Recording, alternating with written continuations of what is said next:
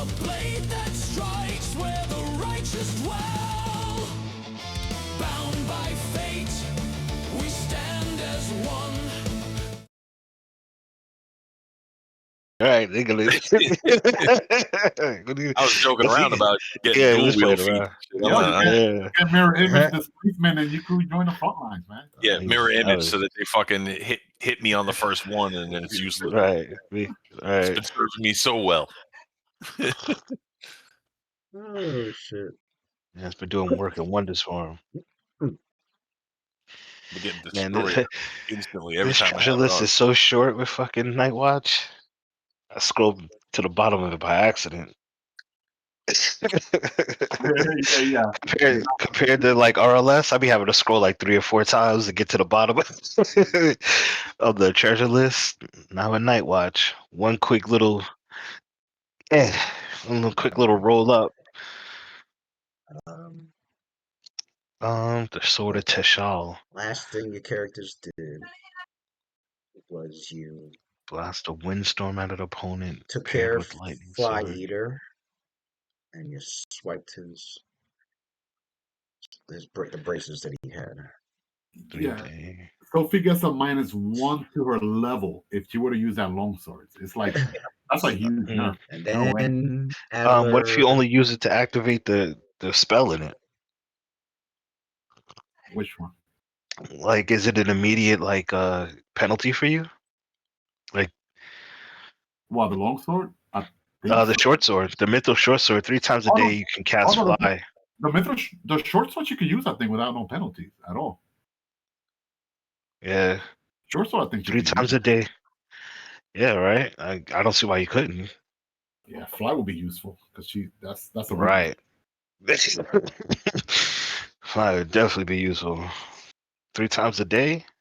All right, so what we could do a pair. Like Sophie could get the lightning sword, and Cassidy the long sword, and then if they clash the weapons together, they could do that sonic beam shit.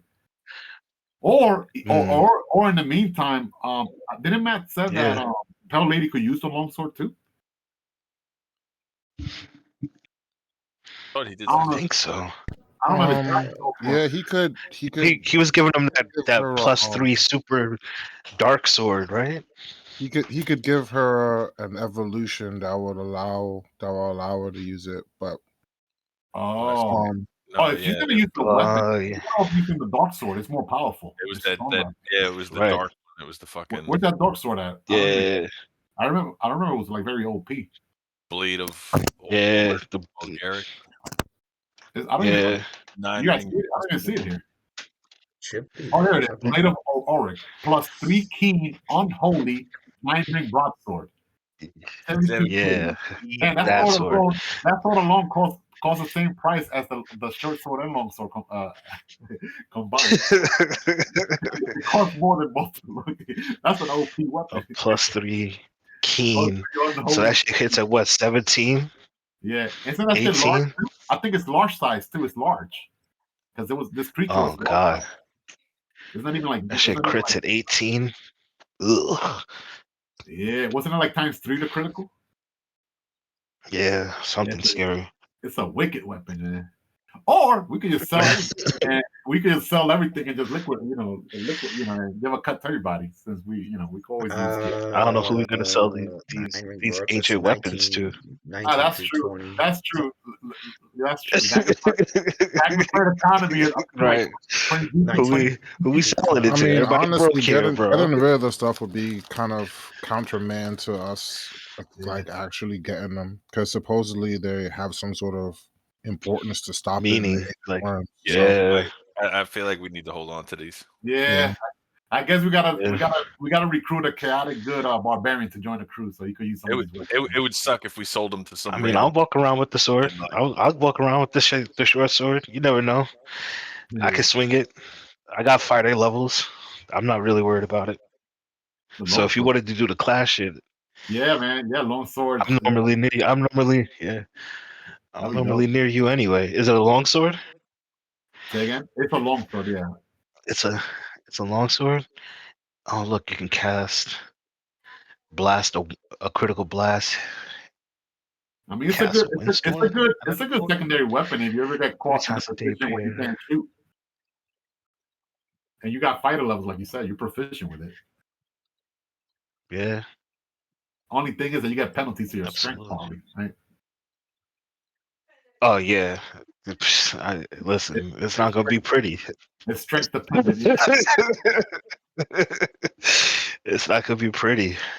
I mean, we could just I keep might it. get. I'll get weapon finesse. And maybe we could have like Adler summon some creatures that's like that's super epic using That weapons. could fight. Dude, I have so Right. many summons that could use them. We don't have to just keep them on us.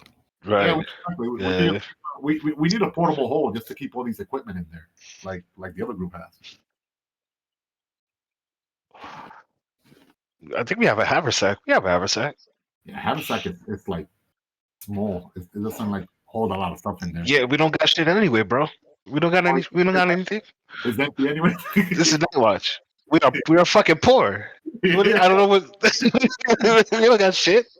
You're like, yo, You're poor. why are you asking for a portable hole? You know, that's too big for this. We got a haversack, an empty haversack. Yeah, got an empty bag of holding. That shit. Matt, does Adler have Matt, does Adler have a headgear on? The head slot? Adler doesn't have any. I know that you wanted Sophia Circular Persuasion before. Do you still want it? Did I? Oh, What did man. it do? It gives a charisma bonus, doesn't it? Charisma. Yeah.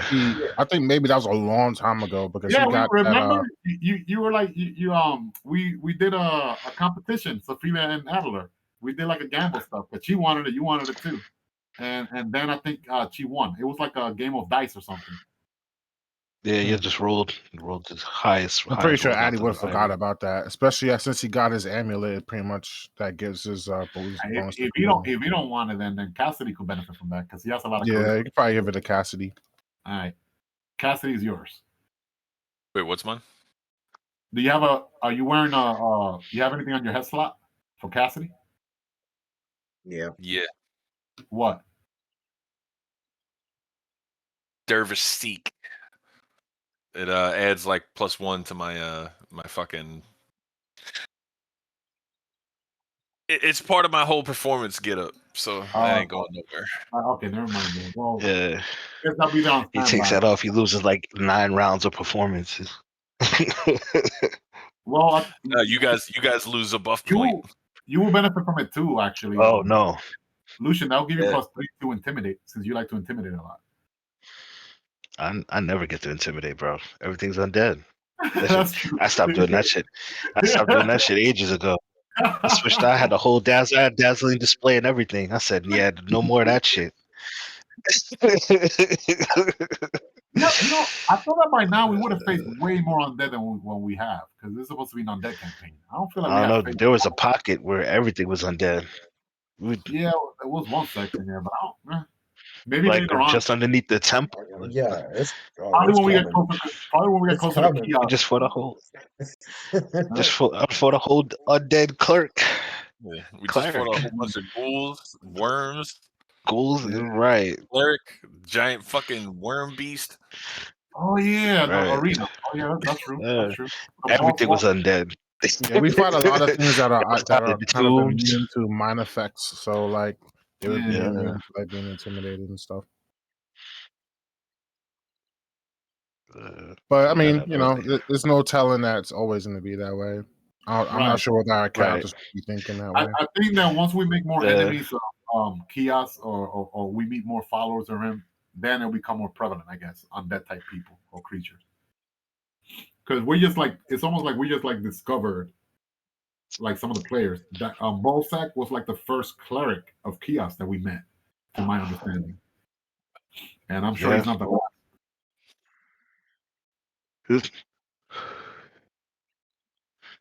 Yeah. First, I mean, you guys are halfway through the AP. The first half is really uncovering. Congratulations, fellas. Right, trying to figure out who are the right. And now The we other have the other half is definitely all right. Like Yeah, it's gonna the other half. Yeah, it's gonna ramp up. Same shit happened with like it's just gonna yeah. ramp. Yeah, it's gonna ramp up. same thing happened with what's it call it? It happened with Shackle City, wasn't it? City of Shackles. You guys had Yeah. to go to the abyss. With Demodon, but we didn't really deal with the Mm. Demodon until like Endgame. All these demons and shit. It was like on Endgame that we were dealing with all them. Yeah, here in the beginning, in the middle, one major demon here and there, like Lord the testosterone. What was his name? Testosterone. Forgot his name. You know, like him. We sort of, yeah, Lord testosterone. Testosterone. That dude's a Testosterone. beast. You know what I'm talking about?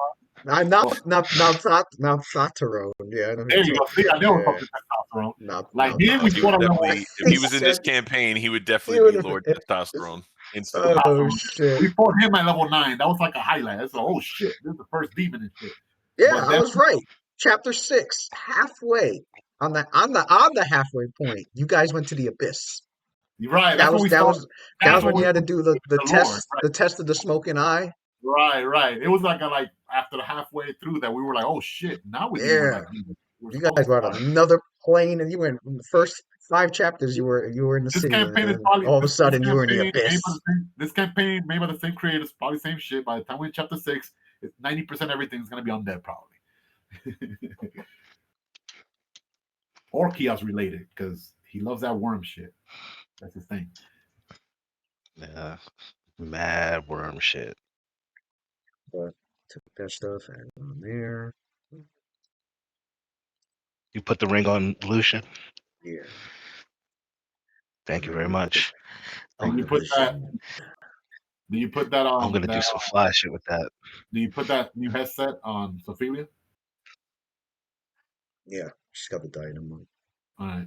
I put the That's circlet. one of the things that we found, right? That was one of the And things the that treasure. Duke had. That was because originally Yeah. it was just +2 wisdom, and then the dormant magic that was It there, activated it. it Oh, activated it it's from totally- the spirit from it's totally Zosios. related. Just Not like the Zosios. sword. Was it Zosio? Icosio. That was the one. Mhm. Icosio awakened the magic that was in the talisman and the diadem, and yeah, the 2 that you guys got from like day 1, from like adventure 1. But I think the diadem was, I think it was originally just a +2 wisdom, and then when Yeah. he released the dormant magic from it, became +4 wisdom and a circle of persuasion. Got it. And then the talisman of the sphere, there was dormant magic in that. Like you could, even if you found a sphere of ultimate destruction, you couldn't use the talisman because the magic was dormant. But that magic's been released. So, should the group come upon a sphere of ultimate destruction, you have the means to control it. Thank you very much. Find one. Okay. It's almost like a foreshadow, like campaign's trying to tell you, you might get one. Not now, but later on. Don't lose this.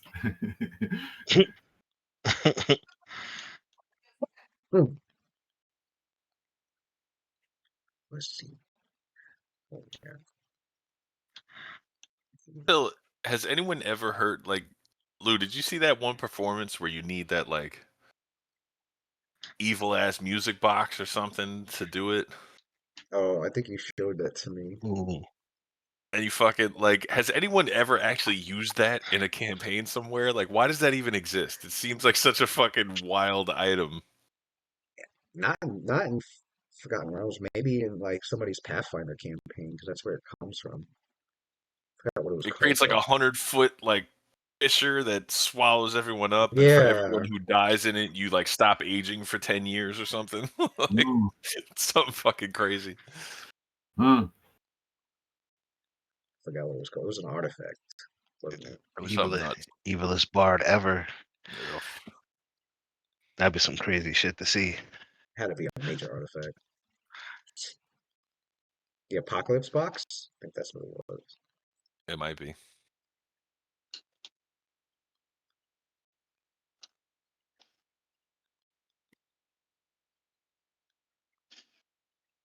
No, that's not it.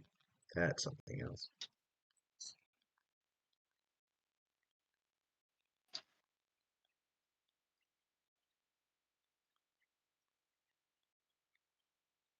It's artifacts. Yeah, it was an artifact. Artifacts They got some. Usually that's something like artifacts are never like really.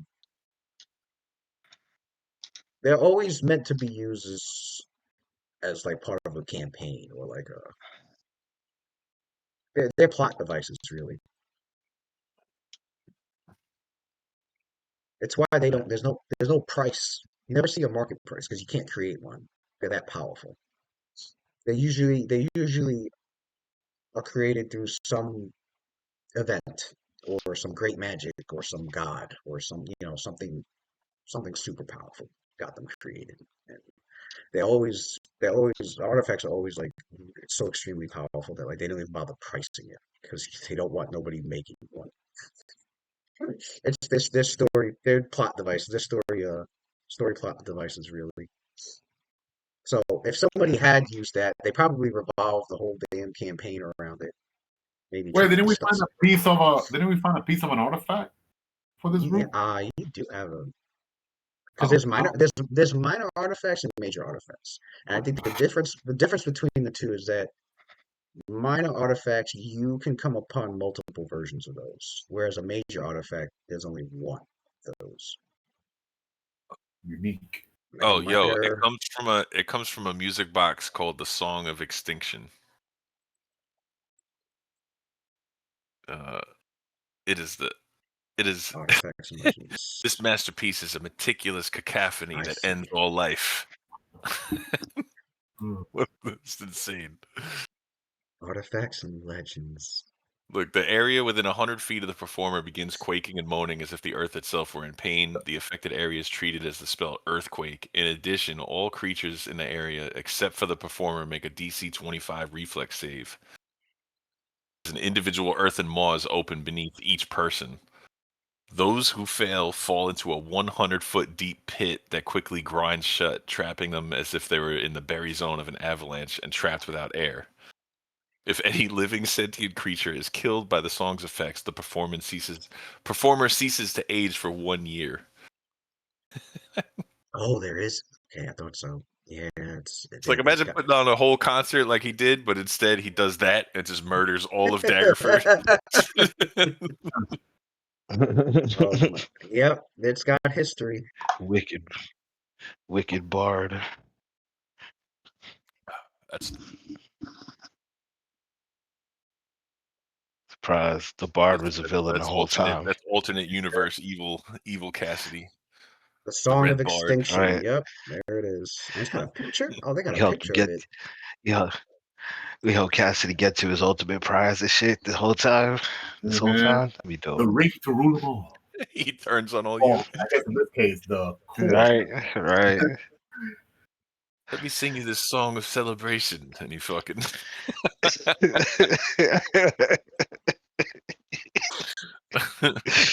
This is. Oh my god. Be fucking dark, bro. Here's Be what it fucking looks like. dark. That'd be a hell of a plot twist. Tell you Mirror that. image, major illusion, so it looks like I'm still there, but I'm not. Just in put case it- you guys don't I get put it in, followed up. Put it in. Right? Well, I put it in Can't tell the WhatsApp, difference. what it looks like. But yeah, no, there is a history behind this thing. Let's see. When the heretical shaman Hyrule forsook the totems of his people, his sickened soul turned into the seductive worship of of course, the Midnight Lord, Zan Kufan, the fucking crazy super pain deity one. The one that runs all of Nidal. I heard that before. Mm. Yeah, that's Hyrule right. Watt's Icarus is from there. Yeah. So this guy's soul turned to the seductive worship of the Midnight Lord. His poisonous and evangelizing led the city's elders to exile him into the wilds. In his banishment, Tyrua called out to his deity night after night, but no divine voice answered his prayers. Rather, a mysterious melody did. Possessed by the music, he recreated it however he could, by his voice, on paper, and finally in the wood and iron of a delicate music box. So the Song of Extinction, the music that brought ruin upon Dokkaeron and an unholy, endless life to Tyrua, was born. The music box is not the only manifestation of this dreaded song, though. Some of the few crippled worshippers of Zon Kuthon who have entered the deity's darkened, pain-racked realm and returned claim to have heard music played upon bone and blade, the dark harmony of chiton demagogues channeling the torments of countless worlds into notes of clarion suffering. They are the true composers of a song that never ends, the song of extinction. From such doom-saying visionaries, the song of extinction occasionally slips into Galarian, tattooed upon a scrap of flesh, scrawled upon a madhouse cell, or hidden within a greater piece. Always such snippets of this apocalyptic score cause unprecedented destruction, yet they are but a piece of the true symphony of suffering still being composed, the dirge that will ring as the last of the multiverse's stars dies in cinders. Hellraiser shit. Yep. Big ass story. Yeah, Artifact's always got a big ass story around there. Ramifications. Anyone who opens the Song of Extinction, it potentially unleashes the very sound of death. Insubstantial artifact. What does that mean? The Song of Extinction is in part a bardic masterpiece of artifact level power. As difficult as artifacts can be to destroy, revoking the Song of Extinction once the character has attained it can be even more challenging. GMs should carefully consider allowing the song to fall to PC hands, lest the character gain great and dangerous power. Mm, Game breaking power. consider carefully, Lou. Intangible weapon. Any bard with the ability to learn and perform the song carries with them an incredibly powerful and completely undetectable weapon. Performer needs less than a minute to unleash dangerous harmony, which in and of itself sounds Oh, just God. like music, albeit eerie and haunting. Performed in a crowded area or even woven into a greater work performed in a packed concert hall, this music can turn even the most innocuous artist into a walking calamity. Oh, God. Yes. Let me my esteemed guests at the Just concert. The masked one lords of more, Mordor. Yes. one come more and listen. benefit concert. Imagine Oh, doing that man, like have in the all fields of triumph. All Right. these people. Mhm. Oh God. Oh, shit. This is a Dark shit, benefit man. concert. It's a my benefit concert. I will live for the next 500 years. Ugh. Shit.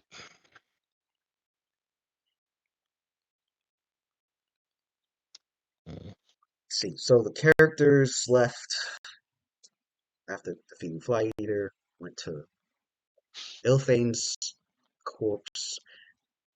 I think Adler. Okay, yeah, Adler was trying to fucking teleport. I mean, he did. He teleported the demon body, but then I think yeah, you ended up hiring laborers to come bring the Black Dragon body to town, which definitely showed off to the residents that you guys were successful in defeating Ilthane. I went back for Eyecatcher's body as well. For Flycatchers. I believe the group made sure that he had manual labor help for that Adequate. one. Anything to prevent him from being lost in the cosmos. Let's see. And with Ilthane's body being hauled, a lot of the residents were thankful, but also angry. Like some of them were like even throwing rocks at the corpse, spitting on it. Just satisfied that this Black Dragon has been destroyed, because freshen everyone who has lived in Faerun fresh in everyone's minds was the Rage of Dragons that happened about a year and a half ago, in which the King Killer star had appeared in the skies a bit earlier than usual. What? King Killer? The King Killer star. Crazy. It's a special star that appears in the skies once every several hundred years, or forgot exactly how long. But what it does is it causes every dragon in the world to succumb. I think it's just Faerun. Every dragon in Faerun to succumb to mindless bestial rage. From the wisest and most gracious of gold dragons to the most vicious Just gotta go burn a city down every now and then.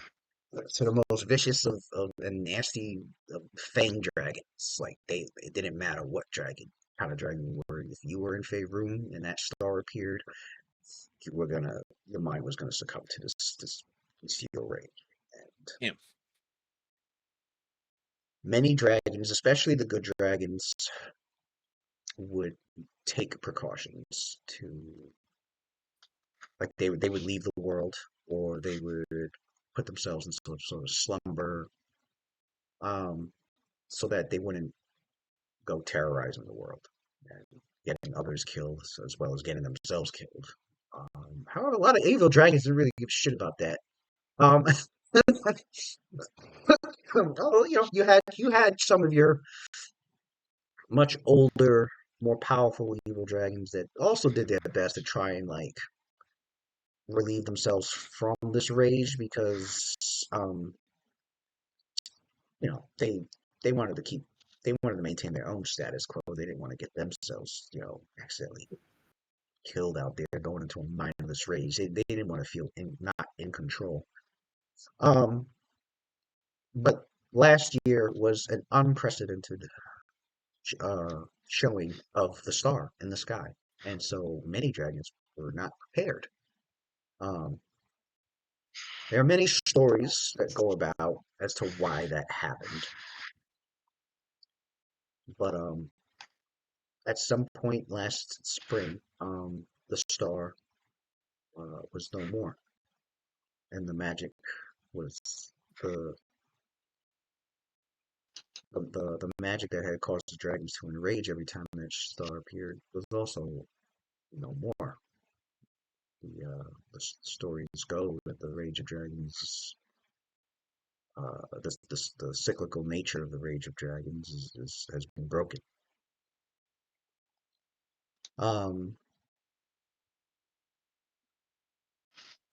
Stories say the leader of the cult of the dragon was involved. Like some say it was actually the founder of the cult of the dragons, Sam Master, who was supposed to have been dead, but apparently wasn't. But yeah, so that's still fresh. Well, he's dead now for sure. But that's still fresh in everyone's mind, of course, as it only happened just a year and a half ago. So it was definitely a traumatic event when Ilfane just popped up and started causing havoc. The people of Faerun have had enough of dragons just terrorizing them.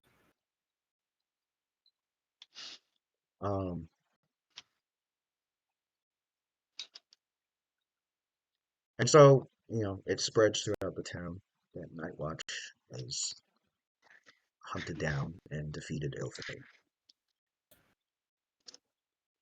And brought back Delphin. Now, Delphin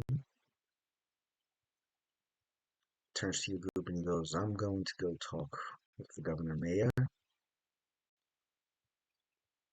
and let him know that we're all safe and that Ilfane's been defeated. and I'm sure I'm going to be hearing him berate me for about 30 minutes, being his brother-in-law. Aren't you the older brother? Indeed, I am, Sophia. However, he likes to think he's the bigger one. And I allow him to be petty.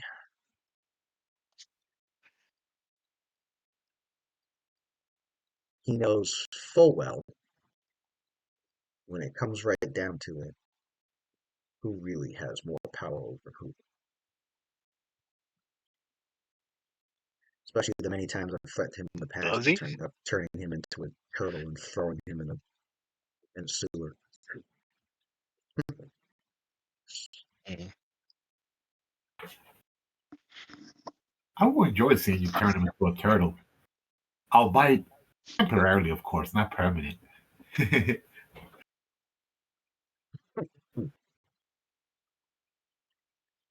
Yeah, well, unfortunately, the power vacuum that happened after the assassination of the previous ruler had to be filled. And between you and me, that was the only reason I had somewhat vouched for Lanad to take over. It's easier for me to keep an eye on him as well. But you never consider You have to ask your mom. holding that office yourself.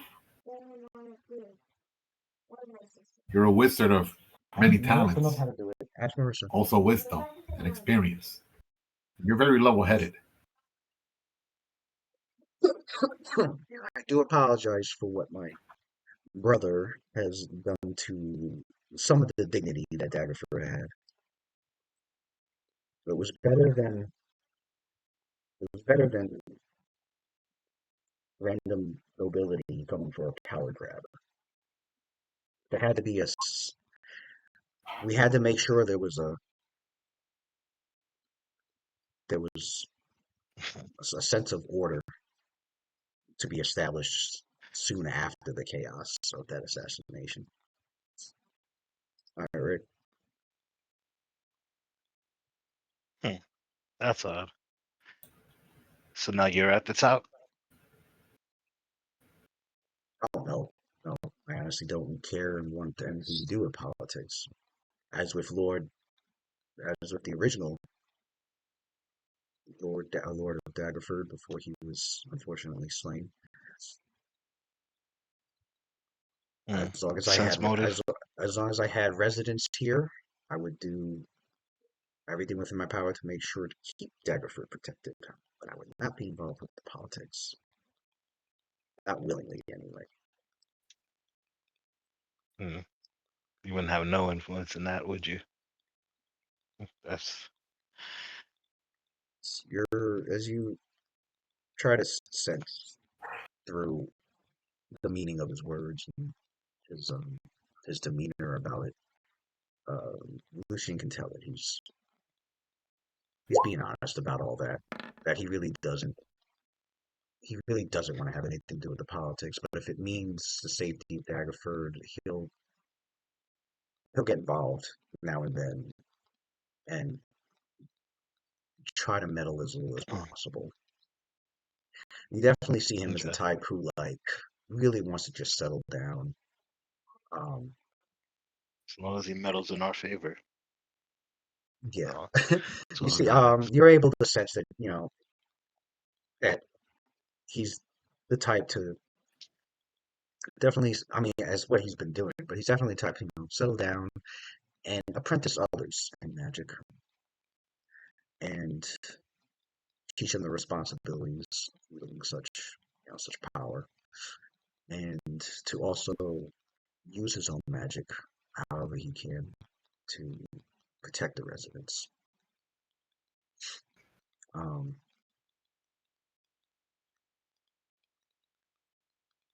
He can, he's like, I can think of many others better than Lanad to have taken the title of governor.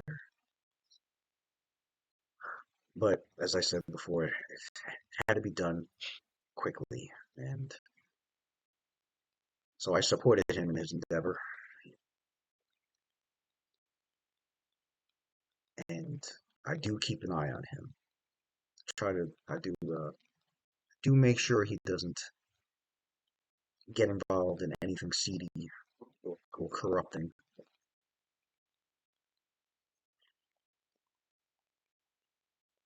He definitely has his vices, as some folk can attest to.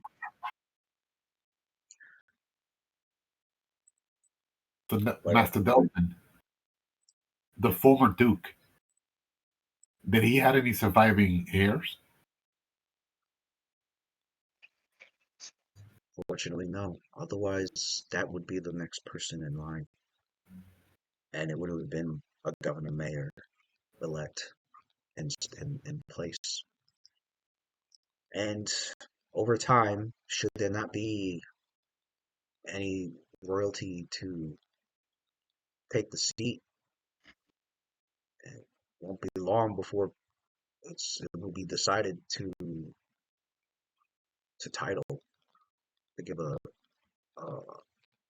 noble title. It's so tragic how the Duke, his wife, and all his innocent children just got senselessly killed off. And then there's a power vacuum. How is it that these actors didn't present themselves, didn't just outright try to take over our town? I don't understand. Well, the council got together and immediately set to work nominating someone. And I brought up Lanark. And out of the decisions, out of the other choices that were available, his was the best choice at the time. And you can see him like, Does Sophia? I don't remember this out of character. Does Sophia know in character like Adler's lineage, or no? That's something that hasn't been disclosed to her by the monk, right? Or Adler himself? Yeah, I think I thought Drayson said something. when Drayson told you when we had first set off, Because we had a first that we conversation. left Daggerford. Yeah. Well, so is Sophia aware of like Adler being related to the Duke, the former Duke? Yeah. Okay. All right. Good. Thank you for confirming that. So like Sophia goes like, yes, Sophia knows. Delphin doesn't seem like he does. yeah, Master Delphin. What if we were to discover that there is someone related to that bloodline, the Duke's bloodline, even if it's distant or even perhaps illegitimate, but still from the same bloodline? Would they have any sway, any right to the Duke, the duchy? They would have a right. It may be contested, depending on who it is.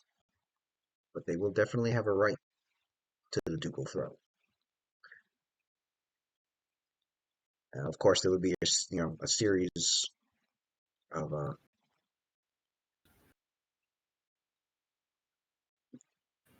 there would be a series of magic being used to define whether or not But what if this person, such an error is true? Yeah. Hypothetically speaking, what if we were to discover this same person and they brought up the speed of their claim to the duchy, but that person does not want anything to do with his birthright? Is that a choice that they're able to make, or is that beyond them? It's a divine right that someone that was born to rule has to? It would be their choice, but such matters are ever so delicate and tricky. For you see, even the knowledge of such a figure being alive can cause problems, even if they choose not to take the throne. Oh, Because you. you'll have members of society who want to keep the tradition of that person being in control, either because of tradition or either because they don't like the current ruler, or you have your unsavory types who would want to maybe even influence such an heir to take Oh, over for their own I'll motivations. tell you this though. If this heir happens to be weak-willed or weak, that's a possibility. But if it happens to be someone experienced and someone confident and powerful in their own right, then what happened to their predecessor wouldn't necessarily happen, or at least it won't be as easy for the same fate to happen to this person. But you have given me foods for thoughts. Thank you, Master. You're quite welcome, Sophia. Sophia out here talking hypotheticals while giving blatant like tells that she knows more than she's letting on. Let's say I have a friend, and his name is Scadler. Yeah. Hypothetically speaking, this person happens to be too powerful to be able to fall under such influences. He ain't gotta get KO like his daddy did, that's for sure. That's hilarious, bro. His daddy was probably a level 10 aristocrat. 20 HP. NPC levels. Who, Llewellyn? Wasn't he? Who was he? Now, Llewellyn actually had some levels on him. Yeah. He was like 12th level, I think. Yeah, Oh, yeah. shit. He still got KO'd. Yeah, Yeah, he he got some wasn't a powerful slouch. enemies, man. He has some powerful enemies. Level 12 is a big deal. Daddy was out there. Look at Delph and all the owning influence he him. has. He's level 12. And look at us. We're level 12. We got a lot of influence now. Yeah, Pops was not a slouch. He was throwing hands, bro. He had powerful enemies out there. Some level 16, you know. It don't take nothing but some poison, bro. These motherfuckers ain't fighting head up. You know that. Of course. You know they fight them head up, bro. Oh, yeah, he was oh no, my bad. He was a level 9 Cavalier. Well, it's still pretty strong. Yeah, that's very fucking strong. Yeah, very, very hard. You know? Yeah, it had to be some sort of Yeah, they ain't fighting him head up, bro. And the Duke Quill Great Shout. Oh, definitely a class for a leader. Charisma. Oh damn! I thought he was an NPC aristocrat. That dude had a class level. Shit. Yeah, that's why I wrote in his backstory that he joined the forces in Shadowdale to kind of route the Shadow Dust out of their mansion and drive them into the Underdark. He must have had a good component as a line, right? Or lawful neutral at least. Yeah. All right. I believe he was lawful good. Yeah, definitely someone Sophia would have looked up to and respect. Because he was alive when she was young. So yeah, he was super good. You guys hear me? Anybody? Oh, Yeah, true. hear you now. Now? Oh, yeah, I was having some mic issues just a second ago. What's up, everybody? How's everybody doing? Hey, Ricky. Welcome back. Good to see you, bro. Right now, I'm sorry, you guys like an hour ahead. It's all right. Now we happy belated Christmas and happy future New Year. Yeah, you missed too much. Ditto. Yeah, I was watching a little bit in the truck on the way driving back. Yeah, we're just getting started now. Like yeah, I know. I heard you guys talking about that box of death. Yeah, it's just this artifact from Pathfinder that Dave found while looking up bard shit, and he was like, "What the fuck is this?"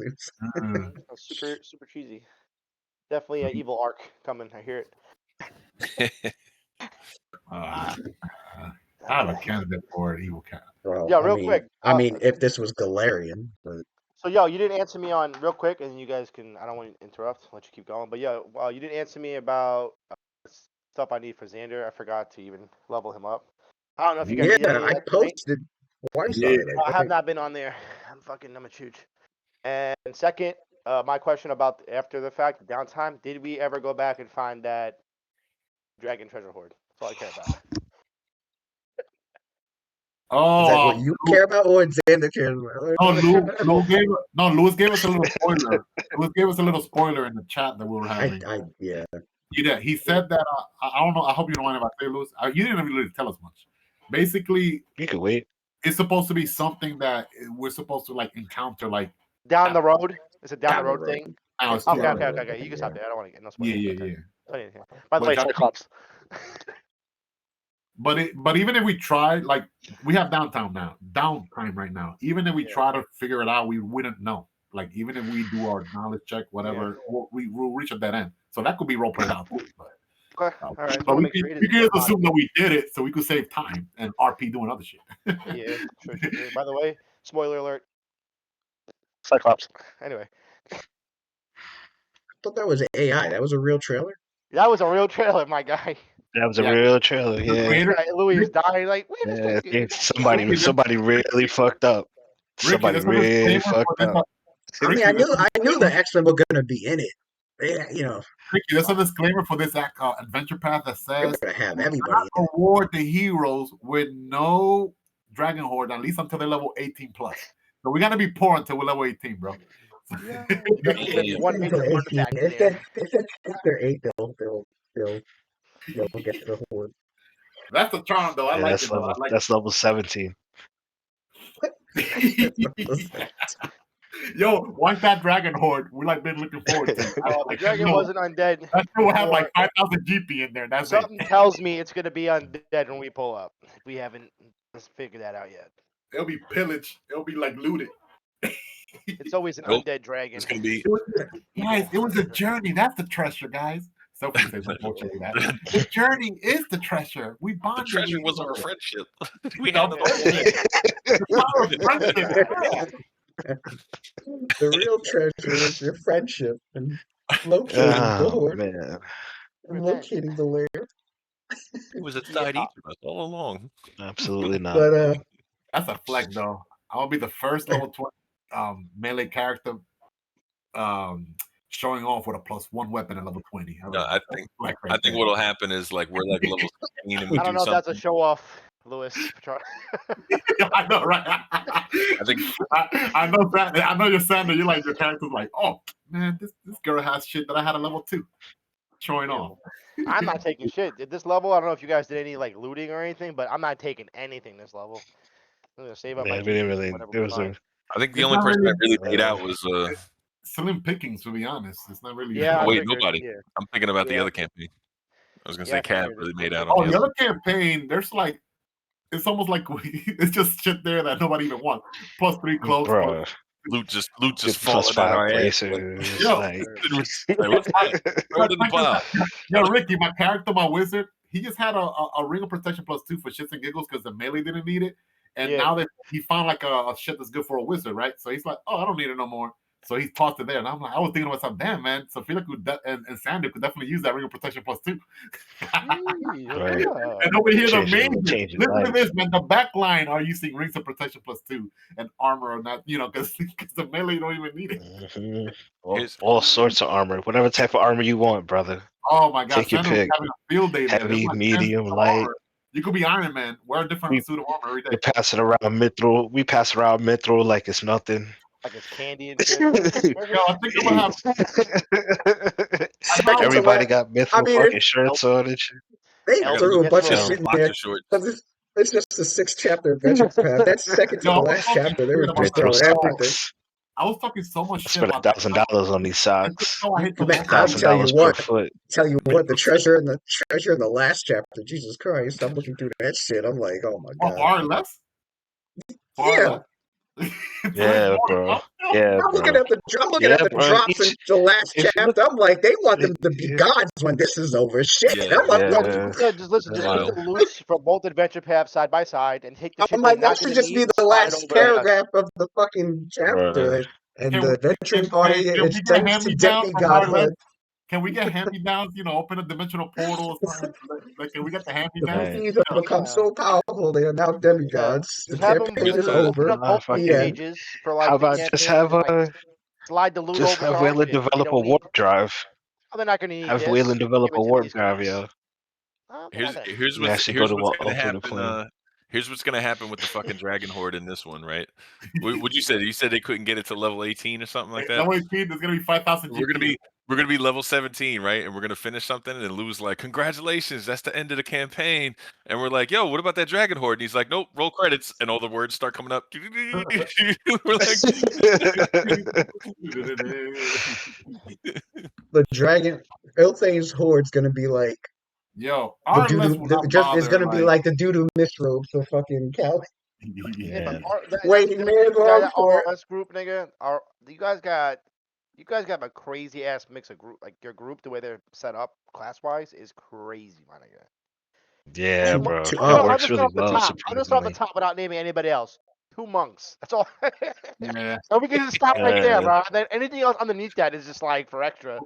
More I than saw one 2 monk is monks, bro, overpowered. brother right? monks. I was Yeah. like, Jesus Christ, Lewis must be pulling his hair out, bro, making. Oh yeah, Ricky, you Darren. Losing some of Yeah, the Ricky, right. Darren. the grabs, the stuns. He must be losing sleep sometimes, making shit for them. Yeah.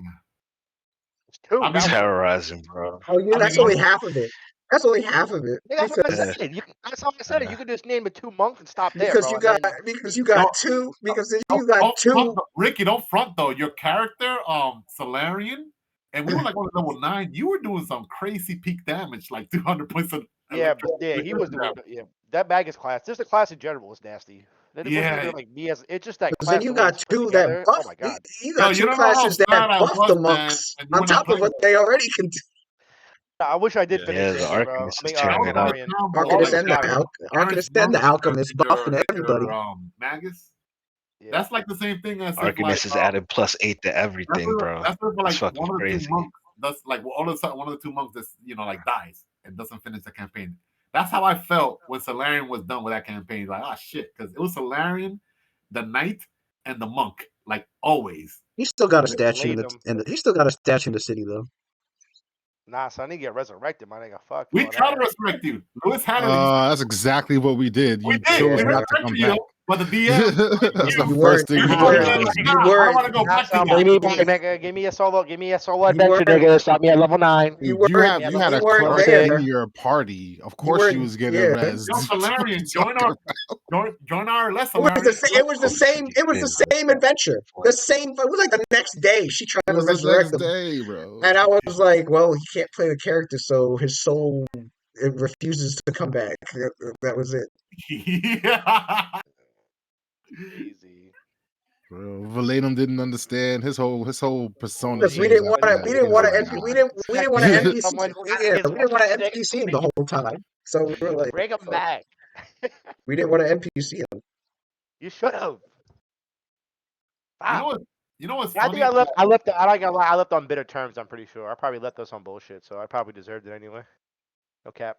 You know what's funny that Samuel's like twice. Something about your he schedule. left I don't our- know what it was. It was To keep it something. politically correct. Samuel's twice left our games, but his characters never end up getting killed off though. They always end up surviving. That was another thing. Because Samuel left that game, I put him in the Phantom Zone. We didn't kill him. and then Darren left the last Yeah, chapter and a half. The last chapter and a half. What happened He to Darren? left there. I ended up He was NPCing Darren's monk for like the Yeah, last. what happened to Darren? He just like he busy schedule. Uh, I gotta go into it. Just leave it That's at half of it. Yeah. basic. That's half Okay, of it. okay. He had a. I have the hope that Darren will come back and play with us. Johnson and you guys will enjoy playing with him. Dave. Yeah, He's nah, freaking- Darren's mad cool. He's fun to play, man. He's freaking awesome. Hopefully, Lou, you guys make your peace one He got a day. lot of shit going on. He runs. I have hope, Lou. But That's half of that. Half of that, yeah, is the schedule. He worked Yeah, 24 the schedule's one he thing. worked Yeah, he needs to retire. 24/7. He's rich. That's why. Nah, That's he why. That's why runs he like- was he runs missing like that a last couple of chapter and a those- half of Shackled City. Was because he was work. And work, you know work, that work. you know what he likes to play though, right? He don't like playing what we're playing now. He likes to play level 20 plus, and he has a level 20 plus. He don't like character. that low level shit. Yeah, he don't like that low level shit. So when we get RLS characters at level 20, let's invite them to play with us. You know, epic level RLS. That should be They fun. did bring That nigga some be like, yo, random Lewis. ass, It'll be 3 months. Yo, It'll be Lewis, I'm about to make a scion with fucking. Lewis, that 25-headed that what's that thing called? Yo, Lewis, let me get that staff of +5 see-through fucking walls and pickpocket for free. Like some crazy shit. I would like to see the three monks, Always up man. in Louis' ear shit. Yo, Louis, why you give that nigga Ricky fucking heal his HP to full HP at one turn with Rodin? There's always something mechanical, always some game mechanic. I want 25-headed harass, man. I want this template with this magic item. I'm Yeah, gonna be able to deal him and 500 Samuel, damage like the top in really half the a round. motherfuckers right there. I want to be able to roll initiative 3 times. Stupid shit. Yeah. Anyway, It's in the game. Stupid shit. just stupid shit. I want to play a barbarian monk. I want a multi-class barbarian and monk. Right, here's the last thing I'll say before I go back on D&D mode. Like, I know, Louis, that you wanted to pull your hair. To me, it was hilarious. You know why? Because you know this spoof manga that came out. They made animes of it. One Punch Man. You know that it's supposed to be a spoof. Yes. Like, they make fun of all these others because this dude is just too OP. That's how I saw Mesro. That's why to me it was so funny because this guy Mesro embodied Saitama. He was like, bah! And he was just hilarious. This dude had fast regeneration, 20 HP per round. He can't be killed. 20 can't die. 20 per round. Amazing. His monk? Yeah, his monk. Oh my god. Oh, Ricky, you don't know what some Cynthia and Claudius, you know what they did to his monk? They cashed that wish and miracle like 20 times, and they gave him an inherit bonus +6 to all his stats. Plus, he had that Hetman that gave him +6 to all his stats as well. This dude had like 40 stats across the board. Jesus. We just had him carry us. Loving that shit. Yeah, we had him carry us, man. I think his wisdom was like 34 at the end of the game. Oh my god, nigga had a demon's wisdom. 35 wisdom, I think. It was. Oh my god, imagine if they had Red in their party. That shit would have been like 50 plus. His stats. Odd stats. What? Where's your mom? Yeah, Ren and Cassidy with the 3 monks. Marissa knows how to put Louis the would never play PlayStation D&D on. again. He'd be like, fuck this shit. Well, tell her that she has to put that on for you. That's crazy, yo. But you know what though? He's been doing this shit for years, bro, and he always got to prepare for like multiple like play styles, bro. It's crazy. All the time. Yes. You're welcome. Now. We love you, Lou. We love you, Lou, for dealing with our That's why I get sick. Yeah. Got a weakened immune system because he spent For real. For the stress he got over the all week years. stressing over this. This guy got feeble mind, bro. Stressed out. The Ladenham just tanked everybody that I just made tonight. We're doing, boys. We're doing a course correction though with Age of Worm. We gotta like lower. We gotta go down. I don't want no more. I don't want no weapon, Louis. Above +2. That's it. We gotta keep the tone down. That's the charm of like Age of Worm. You know, we gotta be like the people that depend. We gotta play lower than our character level, so we don't get OD boss fights. Yeah. Oh, yo, you know how satisfying that is beating an OP boss. You level like let's say we're level 16 and we like wearing level 10 gear, and we're beating like level 20 bosses. Mm-hmm. That shit is freaking godlike. Yeah. I think the next character I ever play, bro. I think I'm done with the lawful good, bro. I feel so handcuffed as a lawful good character, bro. I don't know why. It's time. I want to be myself. I want to be like Lucian. You feel me? I'm like, yeah. I'm getting married. I know what you mean, though. It sucks, bro. I try to be. You know what I mean, Lou? You know what I mean, Matt? Like, I can't, like. It's like sometimes I want to say shit. I'm like, it's not what he would really do, though. Yo, Ricky, my character I'm playing on Friday is like the opposite of Sophia, man. I know exactly what you mean. That's like my review. I feel so like. What? I'm playing a freaking murder hobo. I never play a murder hobo. Yo, feel what? Never again, bro. I'm so. I played a lawful neutral character for 11 years. So trust and believe. As soon as I got out of Shackle City, my first super characters had chaotic in their alignment. Chaotic neutral, chaotic good. I'm already knowing it. Yo, I me just said it too, because man. I said this. I said I playing Xander, like playing a lawful good It character in takes a general. lot of effort. It's I rewarding. want to but be. I think I'm done with lawful good, bro. I'm never doing lawful good again. After going I forward. am. I am. Really I touch might this sprinkle one character, in and there. you I really might feel that sprinkle way. one in there if I get an idea, but I'm never doing it. Like just be like, yo, lawful good. I'm fucking- simultaneously playing chaotic good I'm and good. chaotic neutral right now. Chaotic, Nope. good, chaotic neutral, neutral. Like Yeah. I'm You good. should just have Xander like constantly talk shit, but he always just does the right thing, you know. But as Yeah. far as what he says, he just like Yeah. there's a lot of real messed up stuff, say, but yeah. he never actually does it. I try to you be know? like There's sarcastic as fuck. different, yeah. There's different No, ways of the playing. origin- the There's original different No, I ways know, to I play know, I lawful know, good. but I want to Yeah. be like, cursing. I just want to be like a gangster. So that's why I He think originally I was wanted gonna to make do a rogue that. so bad this for this one. But yo, next thing I play, bro, is I'm making a rogue, bro. Dead ass. Just because I'm you about to like be a lawful good doesn't motherfucker. mean you gotta Rogue like King is talk a fun, I certain ain't way. gonna You Yeah. gotta be a You don't Poindexter. gotta be a tight. You No, don't no. gotta be a tight one. Yeah, you don't gotta Yeah, do no, that. I'm not playing like a Yeah. paladin. I know that. That's more so Philly. No, but Yeah, not even. you- Not you're, even. you're playing somebody gritty that likes to hunt Yeah, undead. yeah, not even. They hunt If undead. you No, know, no, I know, I Yeah. know. if you Think notice, like, think Van Helsing. Kind of do something like that. yeah. No, but, Right. no, but even Sophie herself, she's not like a paladin of like what's this dude? Tur? Like those paladins are freaking like super like strict and all lawful law and order. Oh, and because they're all shit. about justice. Yeah. Yeah, and the law. Sophie's a paladin, but if you notice, she's kind of liberal minded for like a paladin. She's not really like, oh, you got to follow the rules or this, and that. She adheres to her own code, but as long as you're not hurting anyone or outright breaking like laws, like trying to kill somebody, whatever, she ain't gonna get in your case. Now, if you do that in front of a paladin of Tyr, just like you yell walking, they'll be like, yo, you shouldn't be doing that. Get on your case. Don't be yell walking. Yeah. You start giving your party members fines. Like, listen, you shouldn't have done Yeah. that. I gotta fine you for that. You'll be the snitch. You're my town. You can't be doing this. Really gave up like 40. like Sophie, she sees Sophie sees like Lucian and Cassidy doing drugs, getting drunk. She might not be approved, but she'll reserve it. And they could tell with Sen's mother she doesn't really approve, but she ain't gonna tell them what to do. Just because she took an oath doesn't mean they have to. Now, a different kind of pattern, they'll be like, yo, what are you doing taking bites? That's illegal. And you're like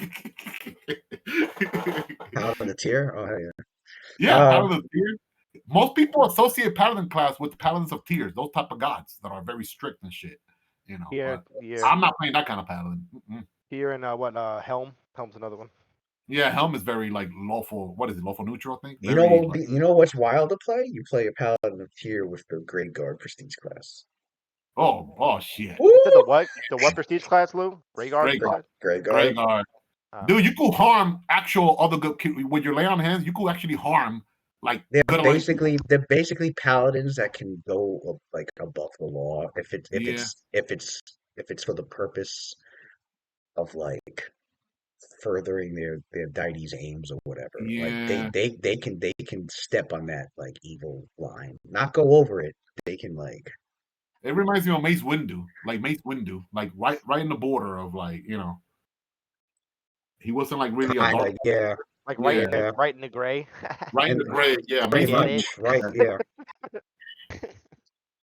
Imagine. Qui-Gon Jinn, I think. I think at level 10, they have an ability where like they have a feature where they can actually do an evil act, but they have to justify it.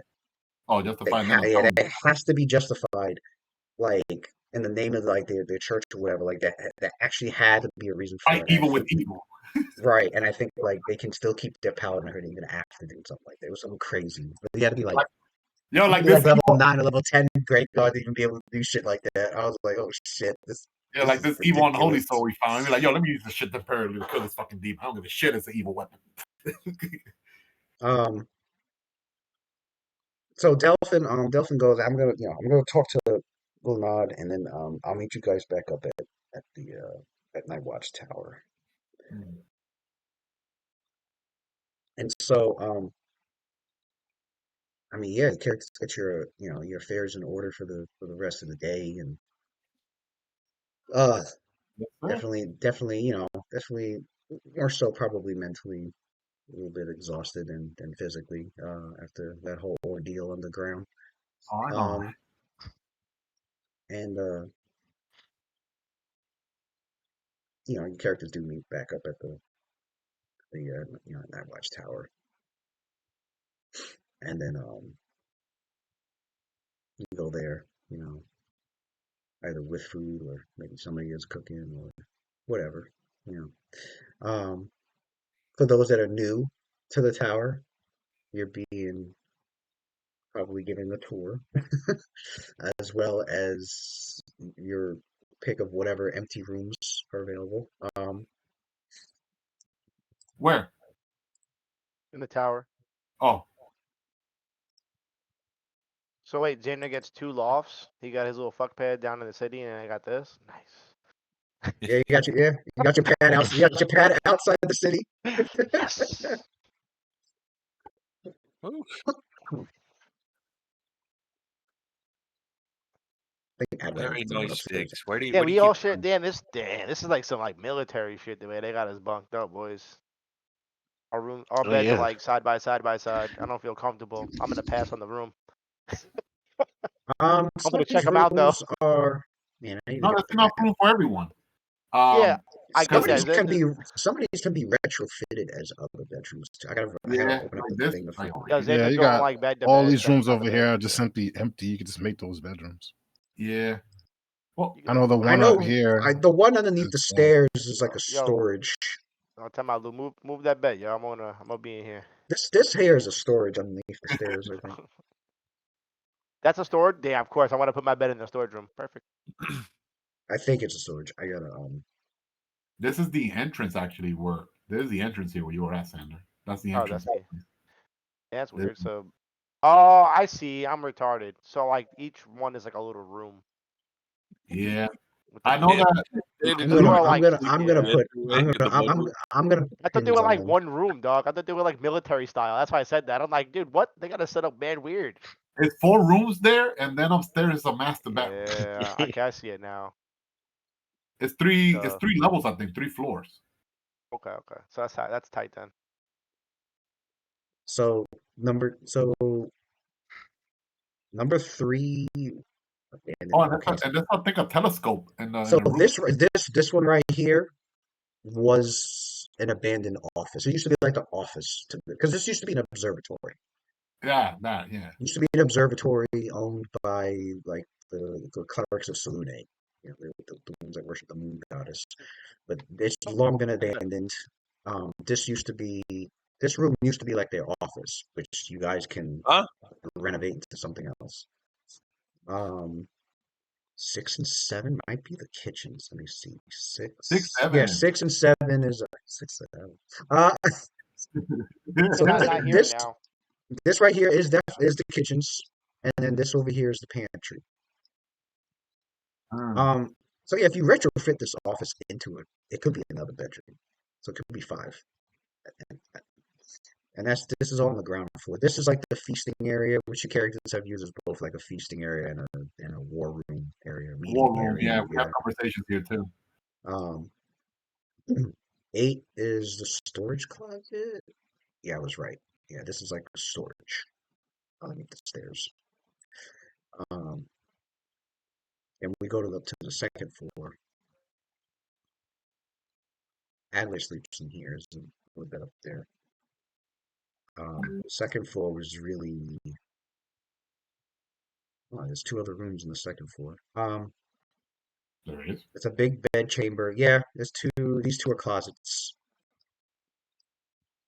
These 2 here are closets. Some pretty big closets. It's a fucking 15-foot by 10-foot fucking closets. 10-foot by 10-foot closet will be 15.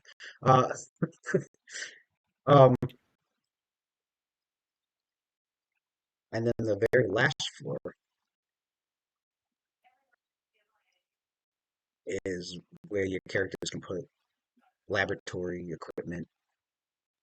He has his taxidermy tools and equipment there.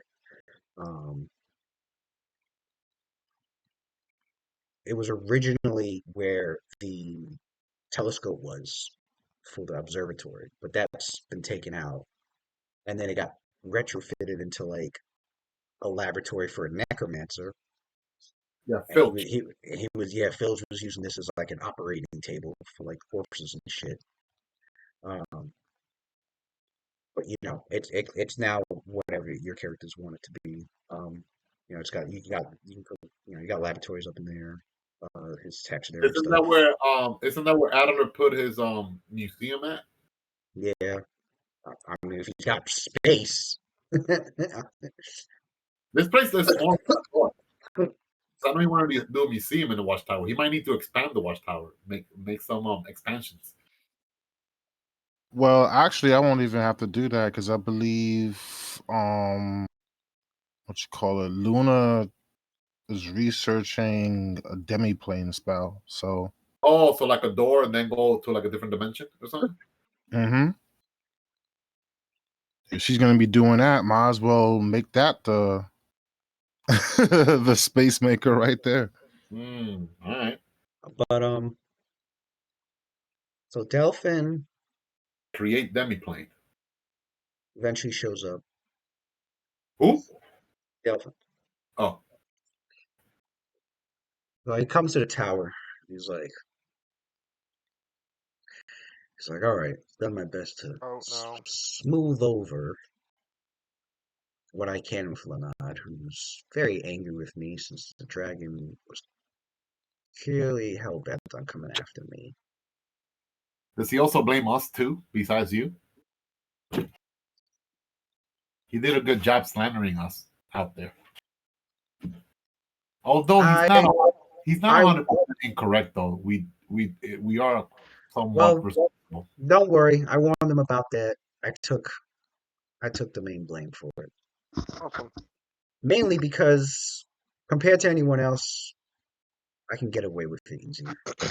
Yeah, but this I don't know if you remember, Master, but this Ilthane, what he did to the lizard folks, corrupted all those younglings, all those eggs, generations upon generations, with that filth, those worms, corrupted those poor babies. He had it coming. It's just unfortunate that our actions brought danger to our own home. We have to be more careful next time. Yes. With how we deal with our enemies. Because I believe the threats are only going to be bigger and worse from here on out, with Ilthane having been defeated. It's become clear that Ilthane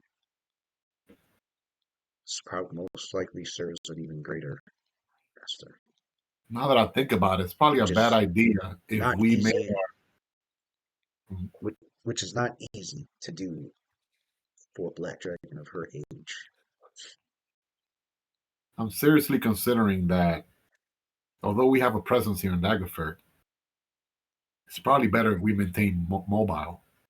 That way we cannot be to no location or any country. If anyone wants to do us harm, they'll have to come do us harm directly. If there was a way that we could just disassociate ourselves from Daggerford. Well, maybe it's not a bad idea if your brother exiles us and brands us criminals and banishes us from this land. He'll keep our enemies. I wouldn't go that far. That wouldn't be necessary. Your characters. Night Watch here is as much heroes as they are in Waterdeep, if not more so. Waterdeep, I'm not concerned. They could take care of themselves over there. They have a lot of big players there. But Daggerford, besides the mercenary captain, I always forget her name. Serpent Slayer? Oh, Sherlin Spearslayer? Yeah, Sherlin Spearslayer, yourself, the Mystic Fire Knights, and the clerics. Yes, we do have quite a few here that can help defend Daggerford when it's needed. And well, I am here to help discuss concerning the next step. Yeah, we're kind of like at a dead end. We're at a loss. We don't know what to do next. Oh, Fortunately, I do have a helpful lead. Oh yes. You could send word to the lizard folk that the dragon is dead. It's a good idea. Yeah. Kusek. Is there a way that we could? Is there any sort of magic Master Delphin that exists that will let us, through vast distances, communicate with someone? A sending spell would help. Spellcraft. Let me see if Sophia knows what that is. Although the name says it right there, sending. What does sending specifically do? Well, it allows one to send a short message to another at vast distances across the world, Do you happen to have this spell? even to other planes of existence. Other planes, like Mount Celestia? Yeah, Heavens, wow. Magic is. Although I am a follower of the goddess of magic, but every day I learn even more how mysterious the arcane is.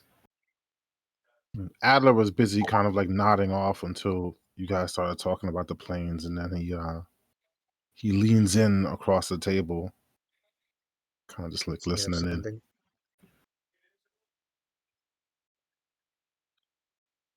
Well, sending, unfortunately, is not a spell I have been able to acquire to scribe, though it wouldn't be too difficult to acquire. I've been meaning to add that to my own spell books. If you do, please let me know. There is 2 people I would like to contact at the Lizard March.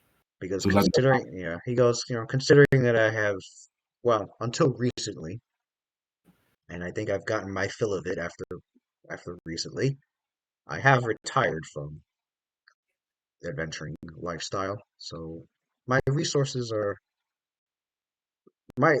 acquiring resources have become a lot slower. I don't have the luxury of seeking dragon treasure hoards. Well, Master Delphin, we won't have much of a world left if this prophecy were to come true. The whole world would die. That is correct. Which is So, why we'll have to come back from retirement, at least temporarily, until we deal with this menace. I might not have to, because you will be speaking with someone even more powerful than I. Maybe even the most powerful amongst the most powerful mages that you have all spoken with. You're the strongest mage we have ever spoken to, besides Luna. But there is one greater, much greater than I. And Adler, sorry, Adler. And I believe Dagsum has even mentioned him before. Dagsum and I used to be his pupils. The best person to go to next concerning the Age of Worms and the Cult of Keys is going to be my old mentor, Malcor Harpel. Good old Minster. I thought so too. I swear to God, he said I'm doesn't. Dang. Well, I wouldn't sleep on the Harpels. The Harpels, I'm gonna roll a knowledge, because I know about the Harpels out of character, but I'm gonna see what Adler knows. Is that what? Knowledge what? Noble? Knowledge no, local, I right? had a whole fucking thing with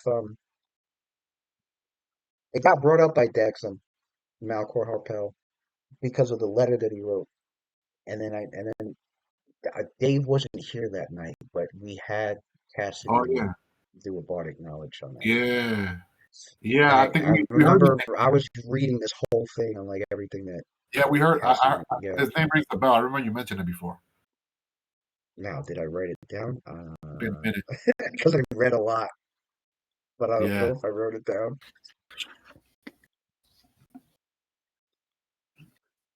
I know about them from reading the Dragon. I remember Drizzt novels. I remember copy and pasting some info. The Harpels. I did. Forgotten Realms novels. Them boys are legendary. Okay, here's what your characters do now.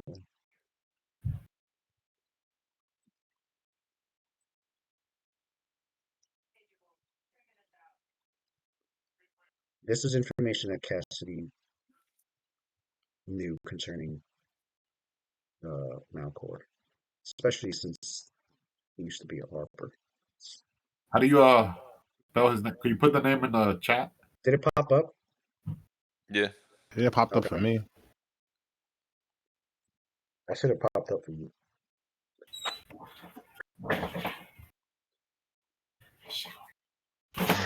Yeah, it popped up. Malcor Harpel. Long time member of the Harpers. Oh wow, we got to see his Oh. level. He is OP. What Yeah. 25. So Dude, high level of freaking Claude. What the hell? Yeah, he's one of the top dogs. Company of Crazed Venturers. Oh man, well, Kelvin, he oh god. They got Watson. They got novels of this dude in Forgotten Realms. Yeah, the Harpo family is pretty famous. A lot of Forgotten Realms novels, especially those like surrounding like Dritz's adventures. This guy in talk about particular, the or Harpos. like other members from his family. Other members of his yeah, family. Those other members. Malcor, I think, is the most. I think he's the head or the most powerful. But there's other They did members of some the family. crazy stuff. They're not the scoff at either. They typically, for the most part, the Harpos are kind of known for having very unconventional spells, to say the least. They're very eccentric wizard family. Very eccentric. Got it. And they live in a very humble area. Like they live in Longsaddle, which is a small village, and they live like right at the edge of where that village is at, in this fucking giant mansion.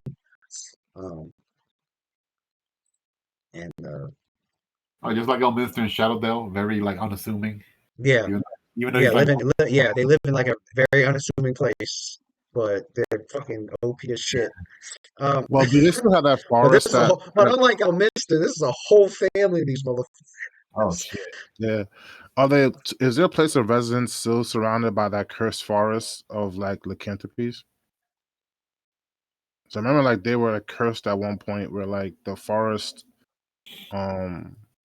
had turned a lot of like the Harpels into like lycanthropes.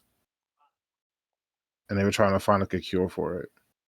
Because like some sort of magic that they did that went wrong.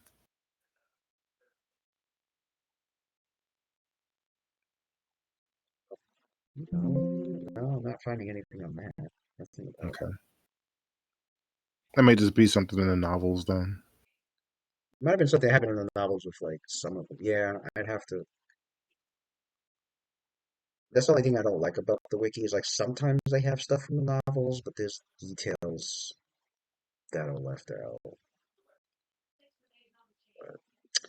But, I don't know if I had Cassidy do a check for the Harpel family itself. We can't. I could do that.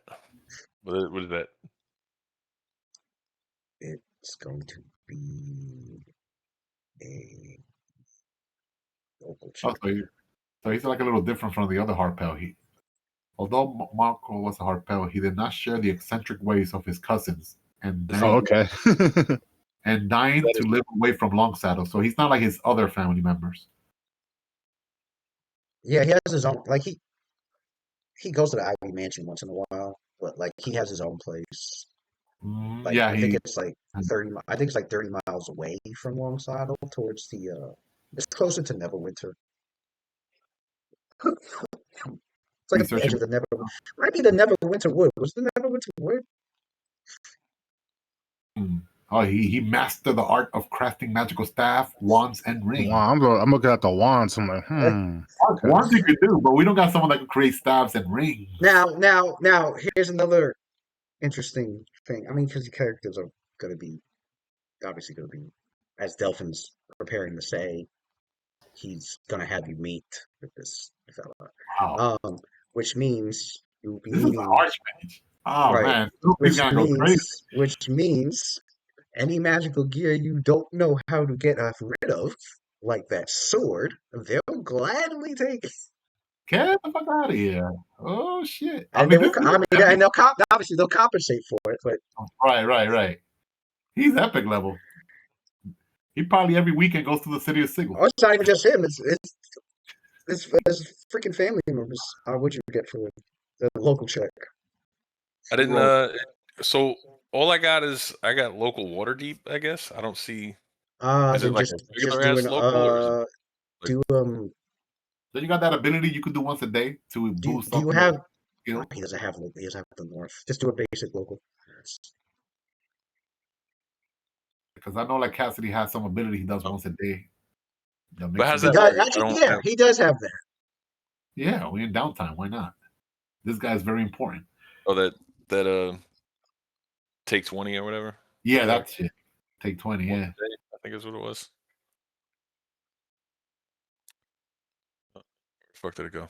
yeah. We don't need a diviner. We have a Cassidy. Yeah, lore master. He can do it twice a day. Shit. Twice a day. Whoa, I thought it was once. All right. Yeah, so I'll just take 20 on it. OP. And 20 on a skill check. That's crazy. So to follow up after, What's the total modifier? What, you got a 50? what's this 30. local? This local is plus 10 normally, so 30. Yeah. So to follow up on the information he knew about Malcor Harpel, obviously the group is like, what are Harpels?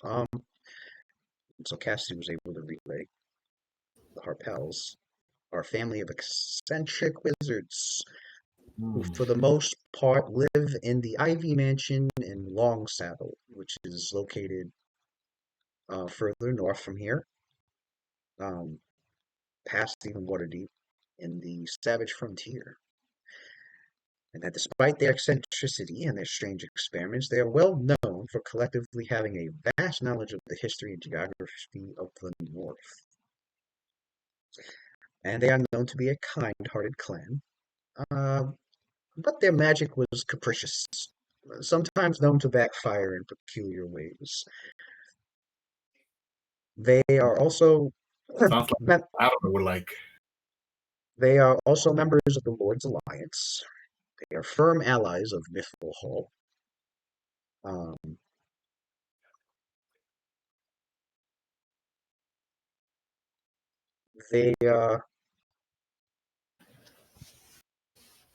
They've lived in Longsaddle ever since the founding of the village.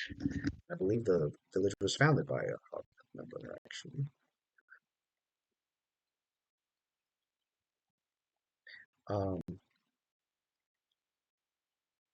But besides Malcor Harpel, Cassie has heard of others. Of Delroy Harpel, Harkle Harpel. Harkle is the crazy one. Adenek Harpel. Harkle's nuts. Bitterdew Harpel. Is Bitterdew okay? I'm reading Bitterdew Harpel. It says something about them being a silver werewolf. Maybe that's okay, I see it. Siege of Darkness, 1995. We did read that one. It's been so long since I read the novels. I forgot there was like something with werewolves involved. One of the members, it was Bitterdew Harpel. He was trapped in the form of a dog due to a backfired spell. During the time of troubles, the family later found a way to turn him back to human form, but during the war between Mithril Hall and Menzoberranzan in 1358, he had defensive animal urges that eventually took over, turning him into a silver werewolf. Upon his first true transformation to a werewolf, he killed Uthergitl Armgo, saving Little Dwarf Quent and the remaining forces of the Gutbuster Brigade. Okay. I barely remember that. I love family that have like famous like family names.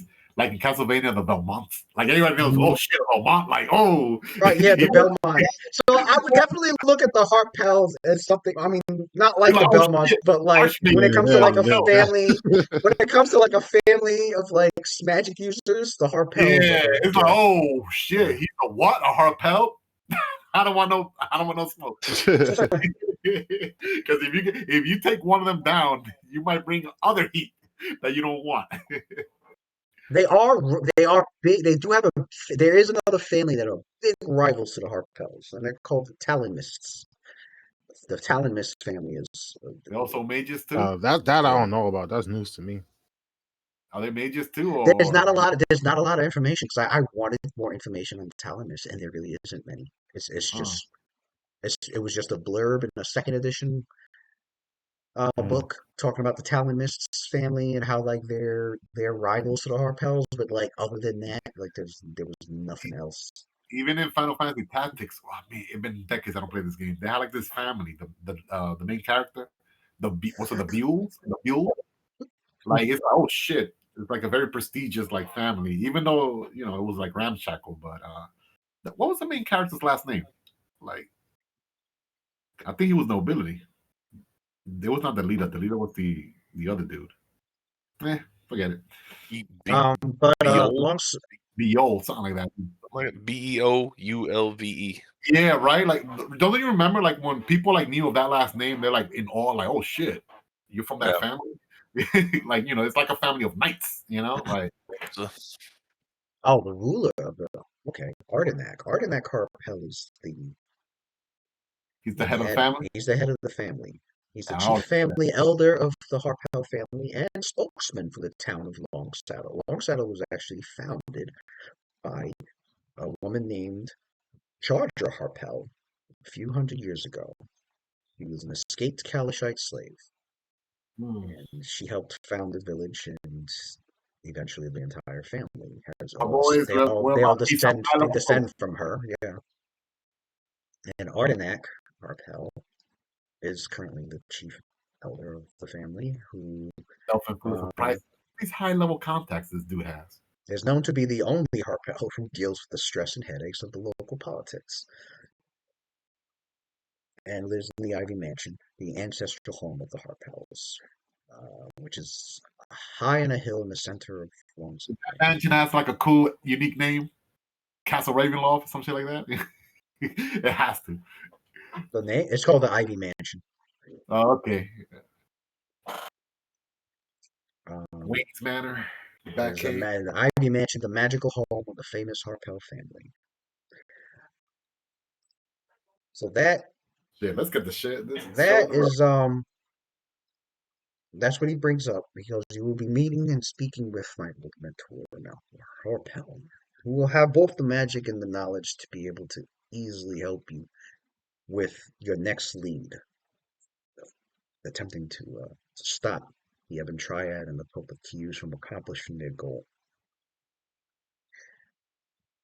And let's not also forget the others that are involved in all of this that we have come to learn about over the time since your first venture into the Whispering Cairn. What's left of the servants of Merkel and Bale. Oh, the Ebon Triads. Who might see the Ebon Triad as a heretical threat. And then the servants of Bane could also be involved. And then there's the Sharans. More specifically, what remains of the Night Witches? Because Gillimog is still around and has made attempts at harming and capturing Luna. Gillimog wants that black book that Luna's mother had hidden away, and now she has in her possession. Because we've all learned it not only contains a great secret concerning Shar, that's supposedly not even the... Actually, no, he doesn't say Shar. He says, what's her alias? He calls Shar by her alias, because if you say the god's name, she hears it. They can. She has I think 13 aliases. Like the Magister. He says the lady. He says the Lady of Lost. Yeah, so he says the Lady of Lost because because it's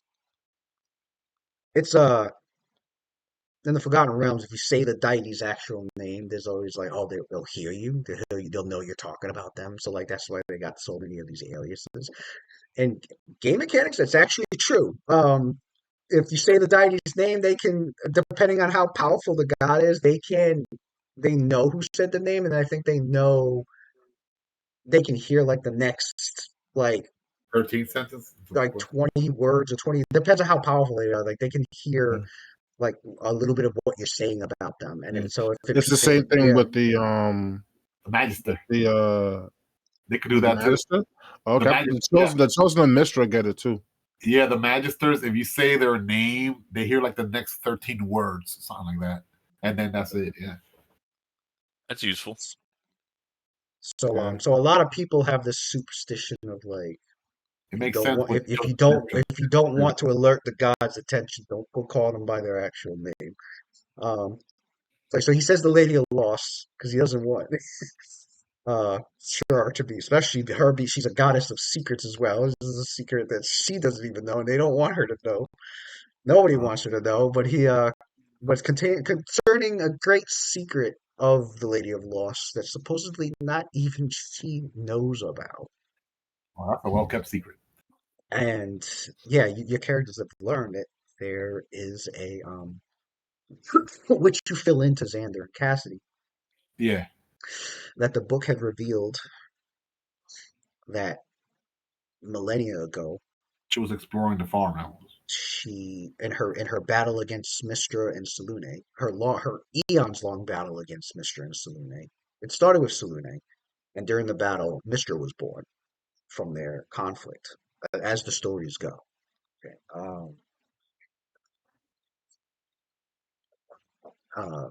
Not every story legend is true, but they contain a kernel of truth in it. So, however, but according to this story, during a battle, Mystra was born from this, and so she has two enemies, Mystra and Selûne. And so, in her vie for more power to try and defeat the two of them, she explored the far realm, and that was a big mistake because not even the Dolphins should be fucking in the far realm. And she was trying to gather power and knowledge from it a bit too low. She overstayed her visit there and almost lost her entire sanity. And so, in order to keep herself from going insane, she, whether literally or metaphorically, tore the insanity, the essence of her insanity from herself and banished it and left it in the far realm, and she herself escaped. It weakened her, unfortunately, and so she's been spending millennia trying to gather that strength back up. But upon doing that, she also ripped memory of the existence of that and of her, the essence of her insanity being there in her first. So she doesn't even remember doing something like that. She did that on purpose. Somehow the knowledge of that is in this, what is known as book, the Black Book, and there's several Black Books, and they all contain vast information concerning her and concerning her religion, and most of them are the same information, but occasionally there's a Black Book that will have some information that's unique to that book. And this particular book that Luna's mother had gotten a hold of and Luna had discovered has this information in there. And you've come to find out that there's a set of Shaw worshippers who are trying to find a way to release this being from the far realm, which your characters learn is known as the Pale Lady, the same name that Adler had given to his Eidolon.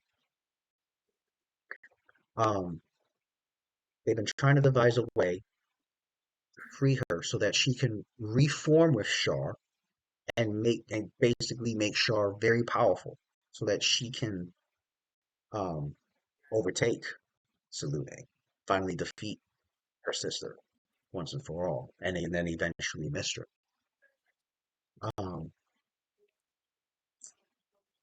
The book explains the process in some details, and one of the catalysts that's needed is the divine essence of a deific being. And so it has come to the attention of this sect of Sharans,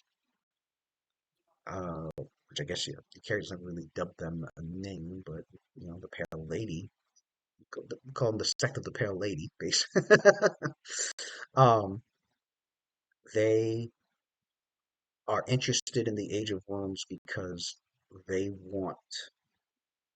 don't want to help revive Q's and bring him to the world and cause this apocalypse. They just want to know how they can get to him and get to his divine essence to then have to then get his divine essence to give to the Pale Lady so that she can use that power to not only free herself but also merge back with Shar.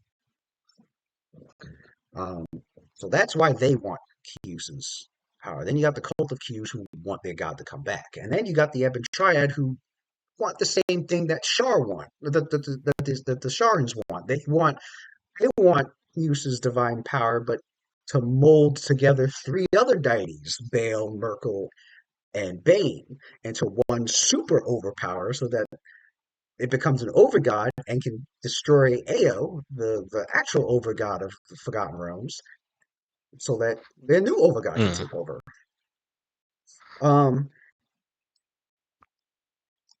And Forgot about that. Yeah, that's a recap on all of that. Damn. So yeah, Delphin reminds you group of the other enemies to worry about.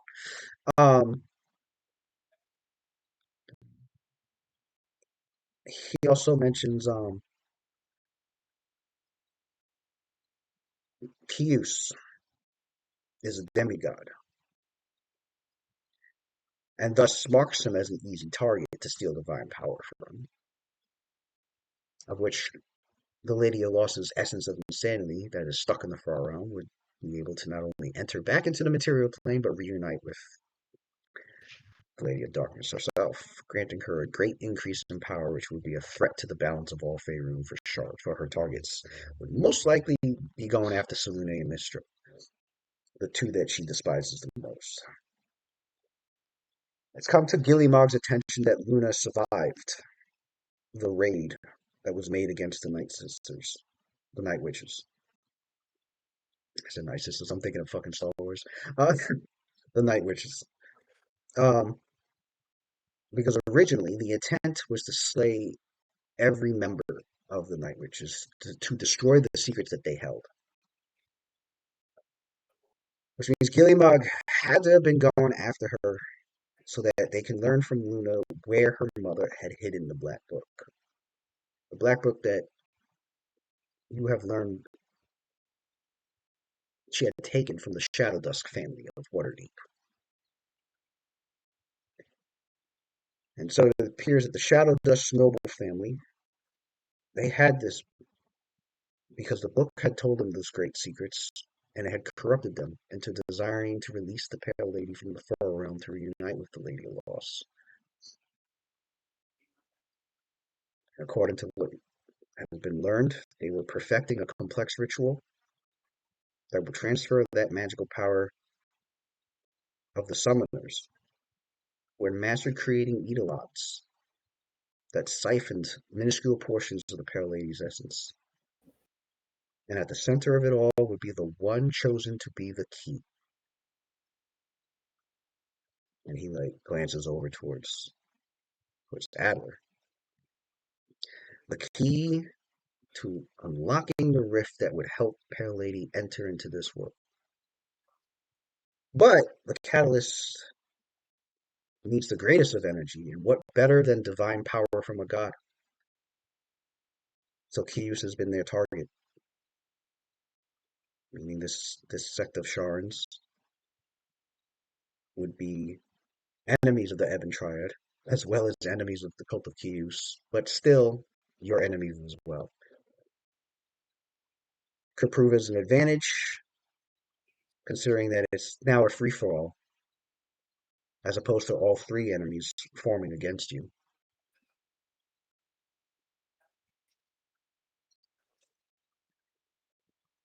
What a tangled web.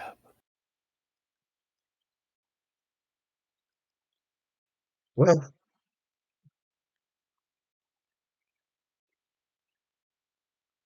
I will send word to my mentor, and feel free to go whenever you feel ready. Although I fear, obviously, the longer we wait, the more the cult may advance in their goals towards acquiring, of course, acquiring what it is that is needed of them from Q's. We don't have a timetable. What about here, in our own backyard? Have we been checking underneath the rug, looking in between and underneath the furniture? Did we not uncover them here, underneath our noses? Are they still lurking in the depths, waiting for some time to come out? Bring up a good point, Alan. For your foray into the mines, you have uncovered the Ebon Triad, working towards that aim, and we still, and that dark, foul pool of negative energy and nothingness that still lays, that is still there. Although, thanks to Sophilia's Mystic Fire Knights, they've been doing their best to keep that place well guarded. And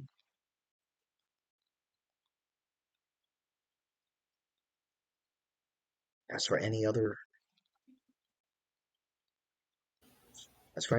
leads here in Daggerford concerning either the Ebon Triad, the Cult of Q's, or even the Pale Shards,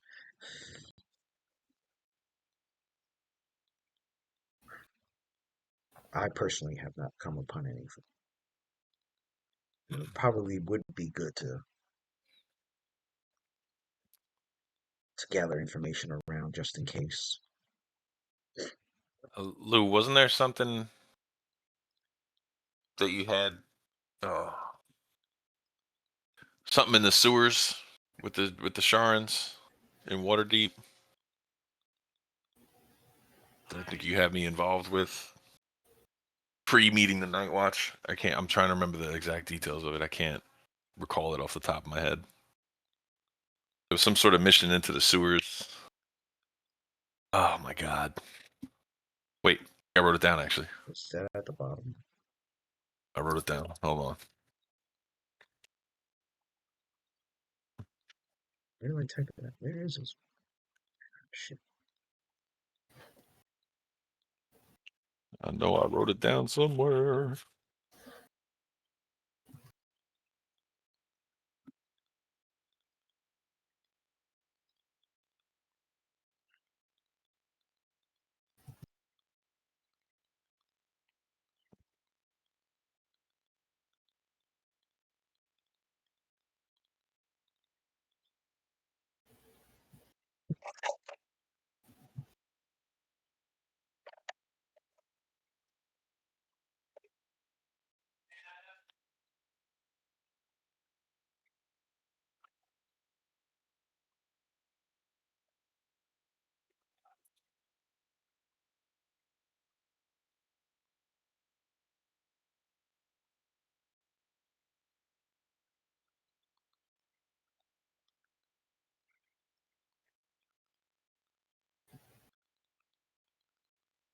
Did have some. Where is it?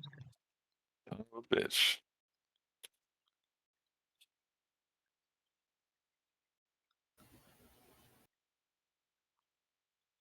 I don't remember a sewer from you. I thought that was with the confluence.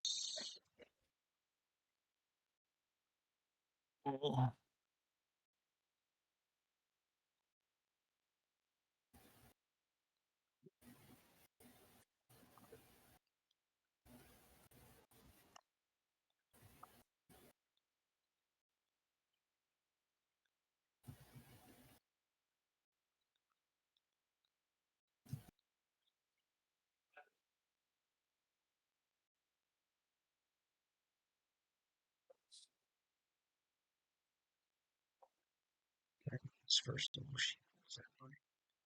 Teamed up with the Moonstar family member, Werecat cleric, Shar members trying to kidnap Ebon Triad.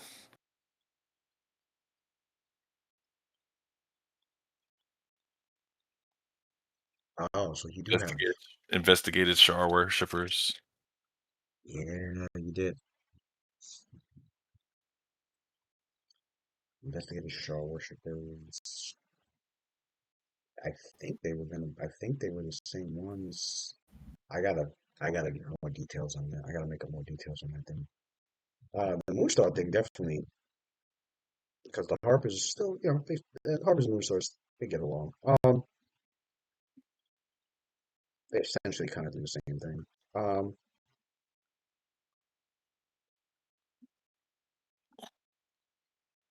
Hell, because Malcoa is a Moonstar member. Used to be a Harper, but joined with Kelvin's Moonstars. He formed that organization.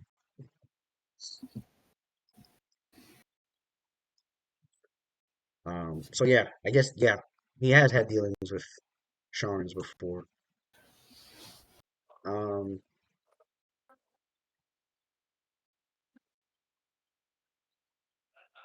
I'll say it, but it wasn't. It wasn't, and it didn't involve them. Maybe it did. I have to see what I wrote. Yeah, I guess whatever I wrote down in there was just like a broken down Barney style thing, so there's no details really. I forgot all about that until you just said it. I was too busy trying to get a crash course in Cassidy time. Try to remember as much shit as I could. I think I wrote it all down in fucking somewhere in WhatsApp. I thought I wrote it down. Yeah, but I got like a new phone since then, and then when I like re-downloaded WhatsApp, like all the messages from then are gone. I thought I saved it. I thought I saved it on a document. I write it all in WhatsApp and forgot to save it. That's probably what I did.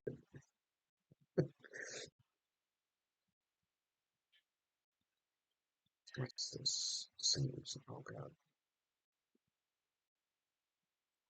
Man, I'll definitely have to look for that. That was far back. Yeah. You may have to just put in keywords in the search bar and just hit up on it. Search. Maybe Shar.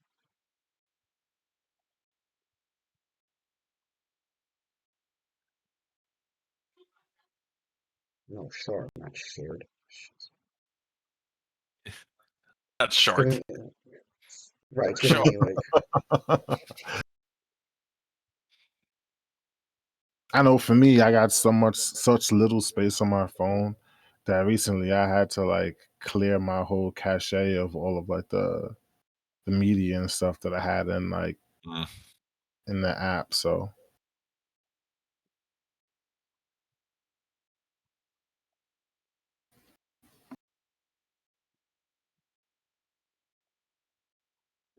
I refuse to buy another iPhone. I'm like, yo, they all look the same. Tired of getting my money, and I'm some poor person over there slaving to build me another phone, and it's the same exact thing. I'm like, dude, I'll let them like keep forcing me to get updates until I can't freaking make it work anymore, and then I'll just get another phone. But I'm not trying to keep up with the Joneses for real.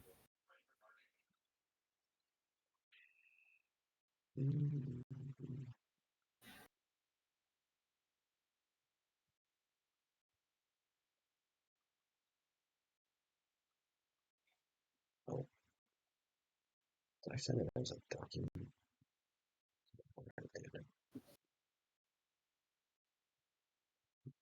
It's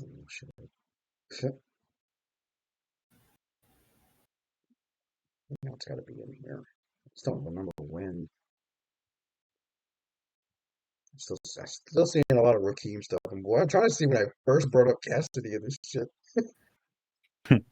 Yeah, like my messages with you at this point only go back to Maybe it would be in here.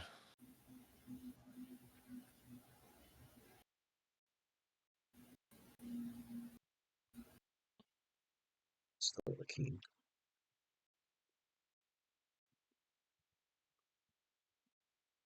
I think I might have the computer. I'll have to find it after this session. But if it has to do, I might have wrote the short stuff. No, my It shit only might- goes back to like May of this it year. Might have been in relation to what was going on. I gotta find it and see. I might have just had it where I wanted him to deal with something Shaw related so that he knew. Can't remember which it was.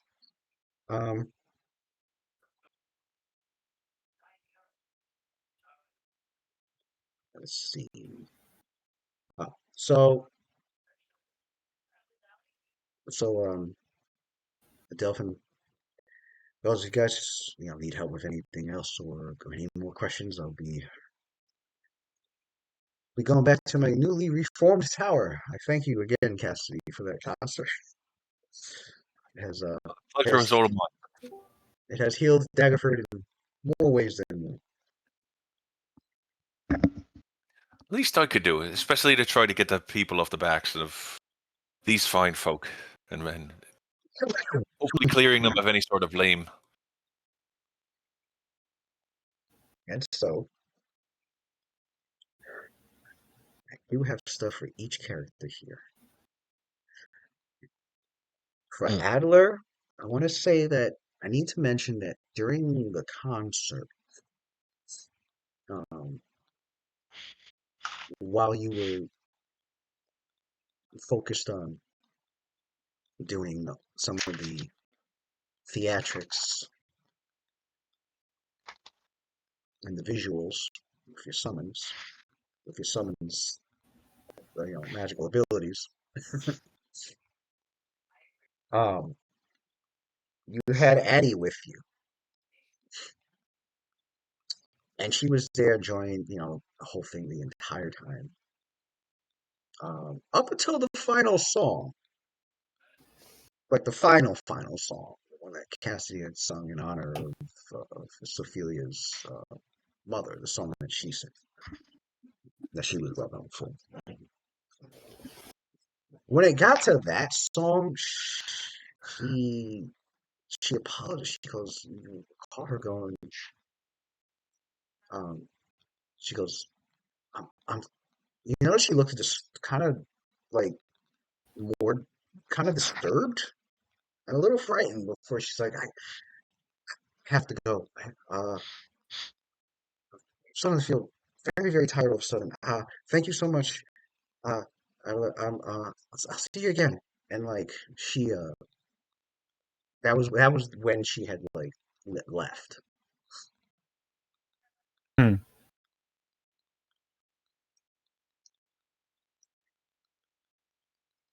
So knowing Ad, he would have just waved and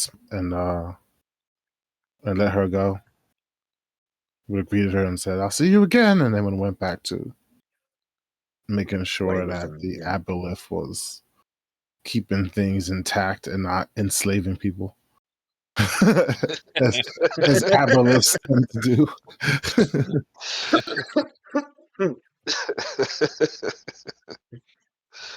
As for Cassidy, you've noticed the next day, the monument that was been created there. A lot of songs and instruments being sung and played around that area. During your usual stroll through Daggerford, as you get to know the people, the sights, the sounds, the history, you come upon that street, and about half the people that are there. Right? I mean, they all look like they're like practicing and performing, and you notice some of them have some sort of holy symbol of Malil.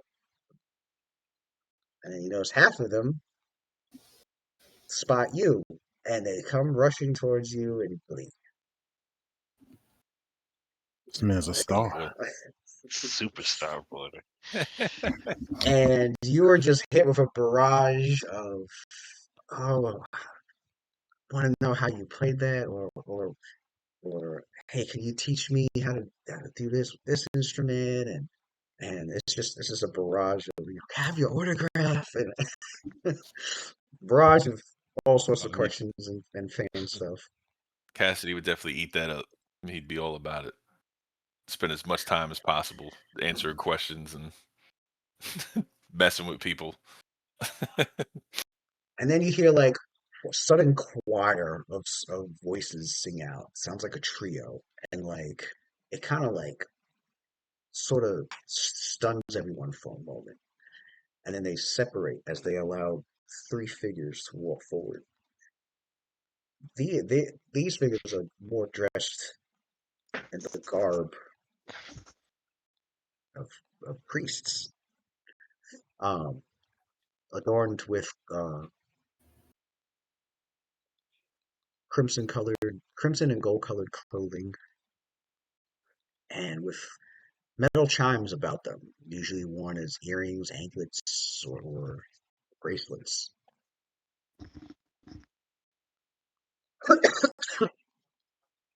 It appears as two human women and a half-elf male. Now you And surmise who these people are by any chance? Is this Cassidy was able to identify them as priests of the god Neil. They come forward and in harmony sing to you their praises of you being chosen by Malil, and that they have come with bearing a gift for the great songs that you have blessed Daggerford with, for your unique forms of music that has garnered the attention and the blessing of the Lord of all songs and the one true hand of all wise Ogma. And he's thinking like, holy fuck, those fucking elephants were real. No, he was hallucinating. It wasn't just the good drugs.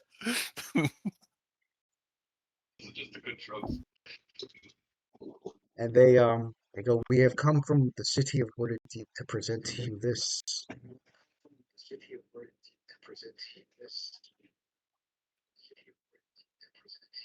And they Somebody's Twitch is acting.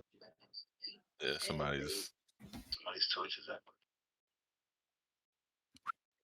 I'll about to find out.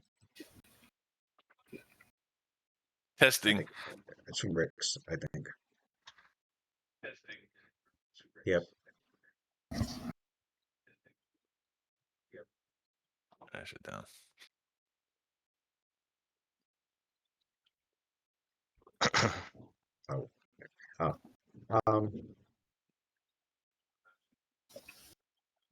I can't.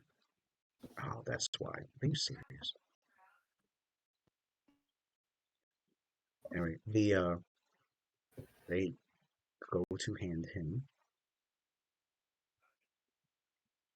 an object that appears as a scroll made of beaten silver, stamped with the holy symbols of Melil, that of a harp made of leaves, as well as the holy symbol of Lyra. Hers being the her symbol being that of 3 6-pointed stars. That's the goddess of festivals and of partying.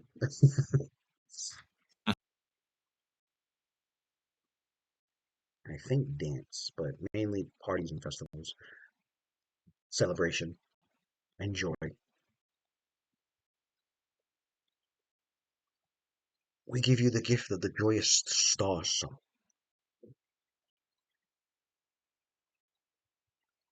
This is the song on the scroll or whatever.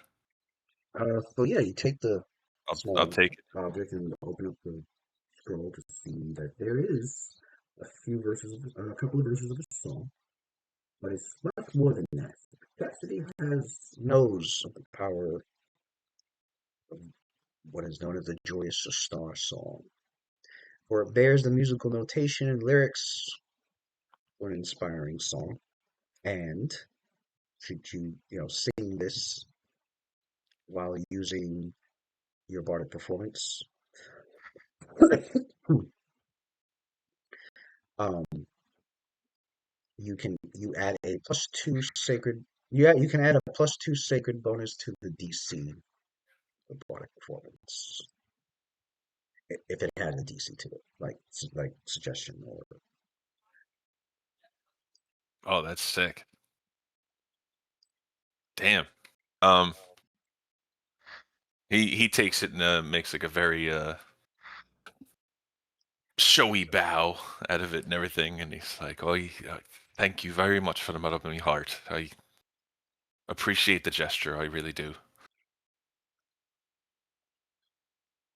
I will gladly keep this and memorize every word."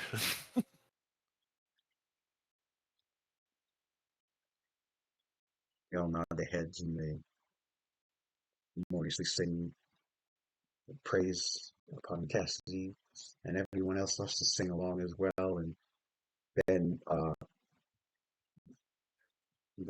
they turn to Cassidy and go, "We seek. This would be a great place to enshrine the Lord of Song.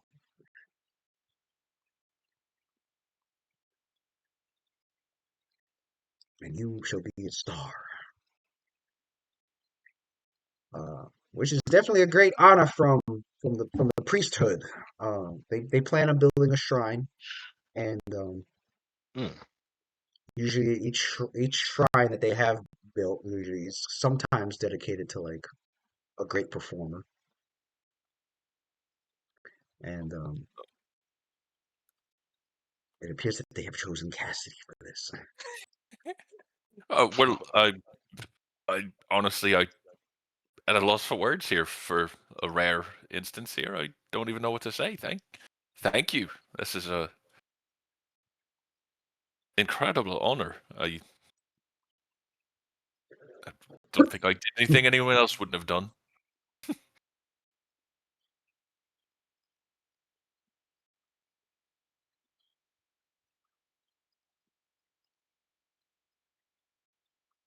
Did I have a? Oh, okay. And then I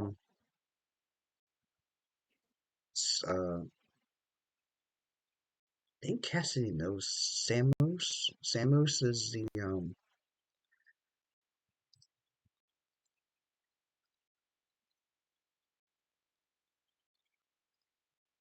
Samus.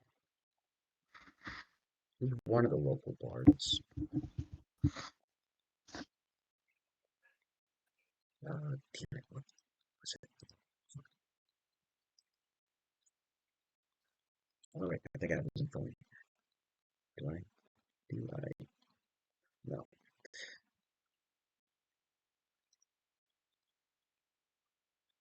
Got rooms. No. Too many books. So it's at the north. Yeah.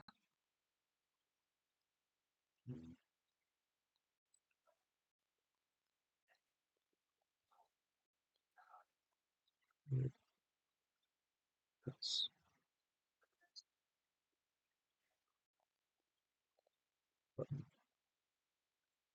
you're in here. Grand Playhouse. Grand Playhouse. Grand Playhouse. Samus is what is the owner of the Grand Playhouse?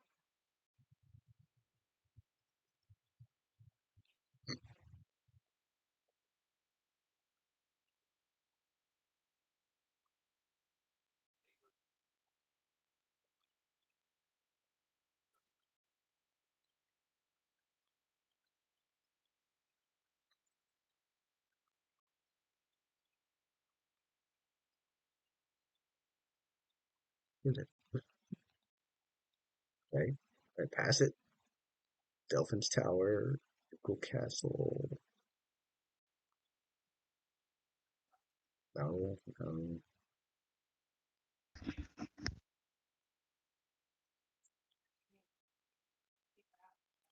Oh, you know what? That's why.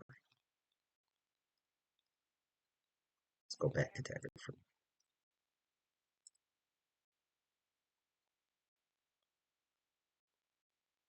Maybe it's here. Yeah, it's in here. Okay.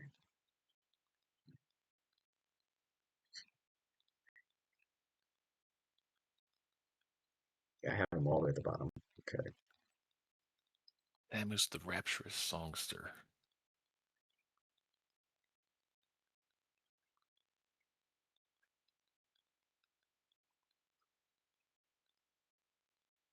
Yeah. Largest structures in the Daggerford. Yeah, Samus, the Rapturous Songster. Purchased the land, had the strategic structure built, and when the building was complete, he hired actors. But yeah, this is all the information. He was encountered by Halden, who wants to invest to get it rebuilt. Right. That I remember. To open it back up.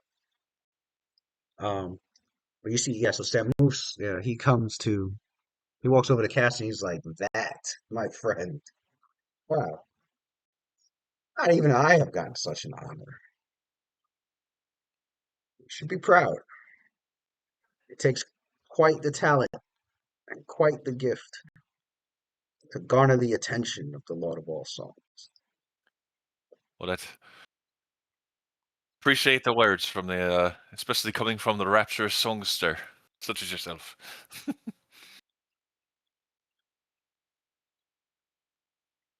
I come to you, Cassidy, with an offering. See, after some of the investments from Calvin and in the hopes of reopening the Grand Playhouse after your concert, and now we have worshippers of Melil surging here into the town. I don't really necessarily wish to reopen the Grand Playhouse alone. Would you be willing to partner on this venture? The place is definitely a fixer-upper, though. Haven't really maintained it in over a decade. And he has this look of like, yeah, I know. Like, bad on me. But he goes, with the budgeting on rebuilding it coming from a Durensbold, as thus having the Waterdhavian nobility helping us with this, definitely bring a resurgence. I mean, I'd absolutely be interested. It might take me some time. I have a lot of loose ends. I probably won't be around for a bit, but gotta make sure that we actually have a world full of people to enjoy it. But absolutely, after I finish up whatever loose ends I have, I'd Oh, understood. As a fellow bard, trust me, I understand.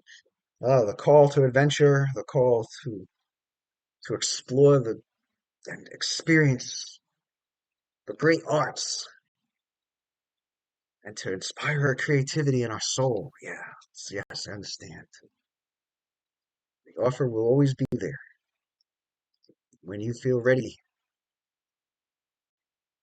When you feel ready to help reopen it, I'm glad to have you as to assist me in that, and to have your input on it as well.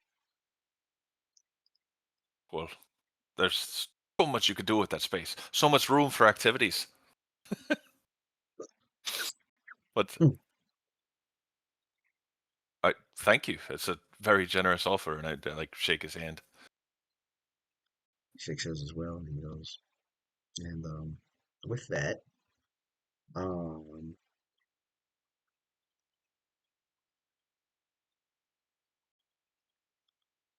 Lucian. Mhm. So you meet back up with Bando,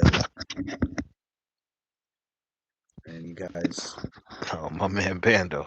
Bando, he's like, Lucian, Honey Bands, what's up? what's going on? What's up? What's up?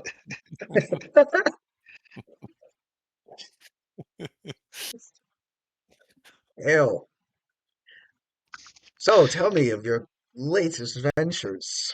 And he like he like goes and gets your favorite drink and your favorite thing that you like to snack on and blood sausages. Now it's down. Yeah, No, I'll he take gets some. this. I take some blood sauce. Why not? Why not? Lucian's like, Lucian's like, well, killed the dragon. Yes, He's like, Ilthane. Taking down uh, that monstrosity. it was fucking kind of wild. It's kind of wild.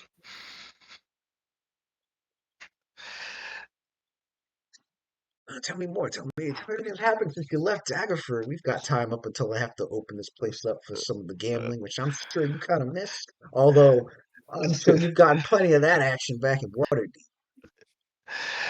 A little bit too much. A little bit too much. Oh, did you hear that we won the arena? Yes. Who hasn't in Oh these man, parts?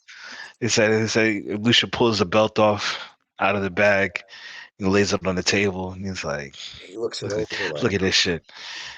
He's like, "We tore the teams up, man." In their hey, defense, so they didn't stand a chance. I believe it. Oh, I believe it. Yeah. We did quite a few things. Did quite a few things. Went into the tunnels of Icosiel.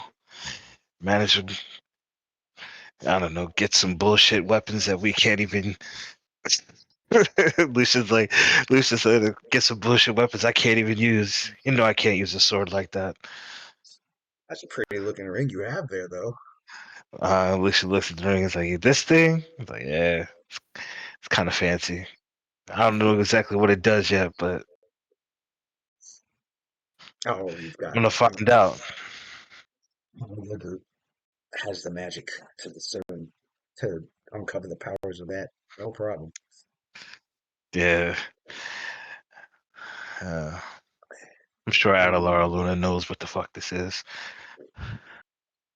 And as you share with him all your ventures and since you last been here, and Banda looks like focused and excited. Just being able to hear all this, being cleric of Timor. Of course, he wants to know all the stories of all the adventurers that he meets or sees or has relationship with. And as you start to finish up, he he just the look on his face. It's a little more somber as he goes. You asked me some time ago.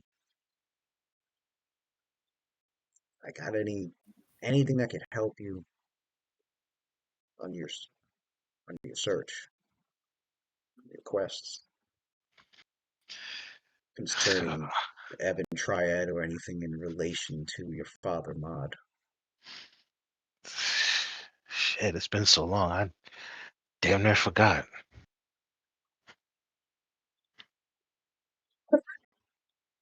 Because we get quite a number of travelers through here, but not many that come from the far south.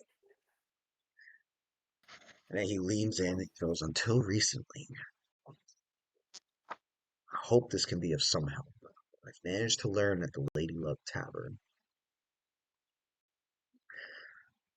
from someone who comes, a merchant, in fact. And I've managed to learn that this merchant, my worries was that this merchant was maybe part of this rather somewhat known organization known as the Rundine. But no, not the Rundine, not a Rundine merchant at all. You don't want to get mixed up with them. No, this merchant was also is a practitioner of the arcane arts. I believe they might be a wizard. But they are a member of a different mercantile group known as the Chiseled. And you happened to be traveling through here and had stopped at the tavern. And I was able to learn a little bit more information on Mod and his activities down there in the Cholton Peninsula that originally came from. Really? The conversation did get into topics about the Ebon Triad.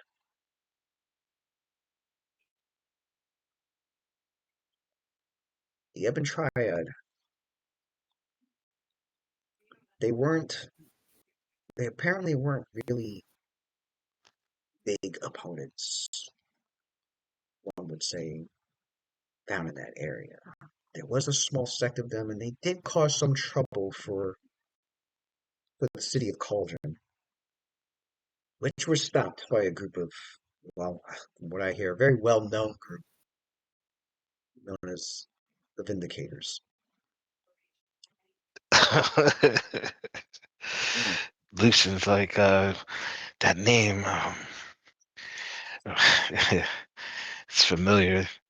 I remember Zionel telling me about it.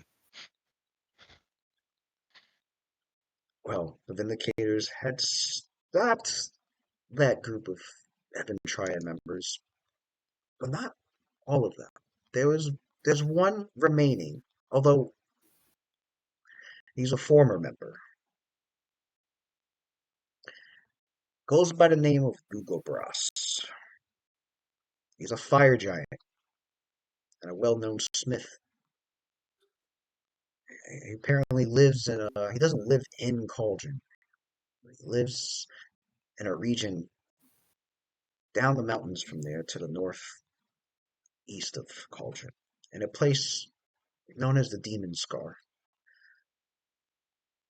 Although, from what I hear, they might be renaming it soon. One of the Vindicators has been slaying every demon that's located in the Demon Scar. Which Vindicator would that be? I didn't get quite a name. I didn't really ask too much about the Vindicators. I was more concerned about this Dugobras fella. Mm.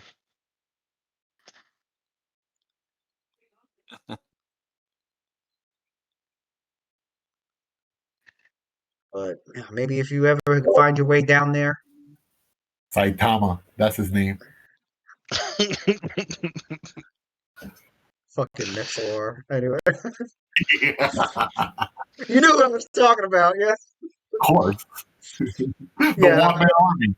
Yeah, pretty much. I've had it where he's been just killing every demon there. He doesn't even need the Vindicators no more. He's a god. He could do it on his own, right? He's like, Every god of well, not Tyrone was the leader. You guys took him out when you were level 9, so you can imagine level 21 fucking Metzor. He's just wiping everything out there. Oh, so Philo would love that guy. Right. Oh shit! Nidrama, of course. That's Nidrama's best friend, probably. He's doing her job.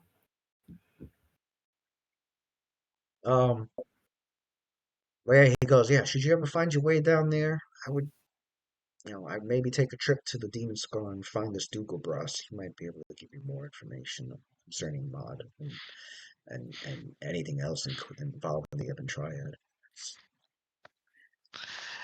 Okay. Well, I'll look into it and see what the fuck see what he's getting into. See what he knows. Also, maybe I'll ask Adelar to take me there. I thought we killed him. I guess we kept him alive. Who, Dugobras? Yeah. I don't remember him being killed. Nah, we probably kept him alive. I remember he destroyed Solarian's sword. Yeah, he Like- broke his. Yeah, he sundered Zalarian's sword. He was pissed. Rick, you still there? I know he's still. Yeah. He was pissed. Oh, you know what? Because then he took his. What did he do? I think you guys. I think you. I don't think you killed him. I remember him not being killed. I think you guys knocked him out or He's something. not- yeah, I thought we killed him for some reason. I remember Maybe not. for some reason I remember him being left for dead. No, I probably- think that. But I know Zalarian took his hammer and he started wielding that hammer for a while. yeah, he used his hammer. Yes, I He don't. used- That shit. Yeah. So Yo, I you know- just wanted to use that shit. I was tight, nigga. I'm like, I want that nigga's hammer, bro. Fuck that. Yo, I was You know- pissed, yo. Bro. Yo, guys, I was like bound to that sword, bro. That shit was my everything. And he It's sundered that shit, bro. I was you know tight. what's crazy? You know what's so crazy about Solarian's black sword? That sword is indestructible. It cannot be destroyed or sundered. As long as it has like magic points in it. For some reason, like first time ever, Solarian used up all the magic points of his sword. So Yeah. now it's vulnerable. And Lewis took advantage of that shit. I'm sundering Oh this God! Sundered that shit, The bro. second he didn't have it, shit. Yeah, it Wow. was Yeah, that shit did everything, bro. I cast it from it, literally. Everything came out of that sword. Damn. very black. Gone. messed up, Lou. Yup. Dark times. Are you sure? I thought it could be. Nope. It's No, a I immune think to dead being ass sundered? did something to it. If 'cause it I had- remember the whole. I it had- remember the whole incident with the hammer. as I long as it really has wanted one his magic hammer, point- bro. I was tight. Yeah, as long as it has one arcane point in it, it's indestructible. It cannot be destroyed. So the fact that it got destroyed, that must have mean that Sander probably used up the arcane points in the weapon. Because I used to go in with that shit. Fireball, whatever, you- like pool You had points constantly. the sword had this ability. I remember, Ricky. No, where I you see it. I see it. I see it. As long as it has at least one point in its arcane pool, a Black Blade is immune to the broken condition. Remember, there's a broken condition before it gets destroyed. If an item loses half its hit If one of points, y'all never if an played item it, loses son, yo, half, do yourself a favor. Make yourself a Magus, bro. That shit was fun. if like if go back well, to you that. were what you were My deadass really is. a blade bound magus. No, I That's what he believe it. was. He was a blade bound blade-bound. magus. They're mad fun, yeah. No, it was because remember, if an item loses half its hit points, it becomes broken. If it loses all its hit points, then it's destroyed. A broken item has like half the like if your armor breaks, it has half the AC. If your weapon breaks, Well, it's you like read now though. Didn't it say it's immune to being destroyed? it though, says as long it's as- immune to the broken condition, and if broken, the Black Blade is unconscious and powerless until repaired. But it's immune to the It broken. it condition. speaks How would to get you. It broken? has like its own its like its own entity. If destroyed, it can be reforged 1 week later through a special Yeah. ritual. It's cool. My Oh. nigga's name was Deadpool, son. He used to That's what I'm talk saying. crazy to As me. long as they had one arcane point in it, it could not have been destroyed, right? It would have Nigga been. like- immune. he was like a it just real-life no, it Deadpool, just says son. it's immune to the broken condition, not from being destroyed. Also, it could be sundered, even though it has magic. It can still be sundered, but like say Oh, okay. say the sword had like 50 hit points. If it goes 25 or less at half, he could only get a critical on a 20. It would be ×2. I think it does like -2 to damage, but that's for a normal sword. For the blade bound magus, it's immune to the broken condition. So even if it's got 1 hit point left, it's still not considered broken. Like it still has its full potential. It's still 19-20 in a crit times whatever the hell it's. That's what that do. Okay, That's what it does. Yeah, so specific. All right. yeah. It's immune to the broken condition, not from being destroyed. If it said immune to being destroyed or sundered, like yeah, that then. But it's just immune to the broken condition. Oh, all right. I stand corrected. Either way, it was still cheating. Yeah. Good one.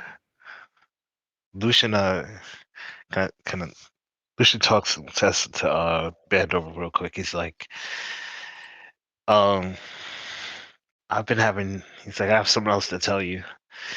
I totally forgot. It's like I've been having dreams about my father. Just the odd part. Fucking Lord. Some dreams.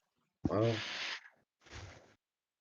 many say the dreams are be considered messages from beyond, messages from the gods, messages from spirits, messages from ancestors, messages from the dead, messages from a spellcaster. Mm, true. It's almost like he's guiding me. He wants her to make another weapon. A weapon, you say? Another pistol. Interesting. You know, speaking of weapons, you remember Baragon Blue Sword? The name sounds familiar. I remember the faces more than anything. The head priest of the Shrine of Tempest. It's down the block. Hmm. The father of Brahm.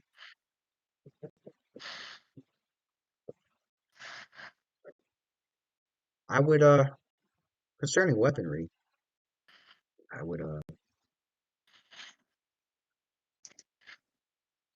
tell him I sent you to ask about bonding rituals.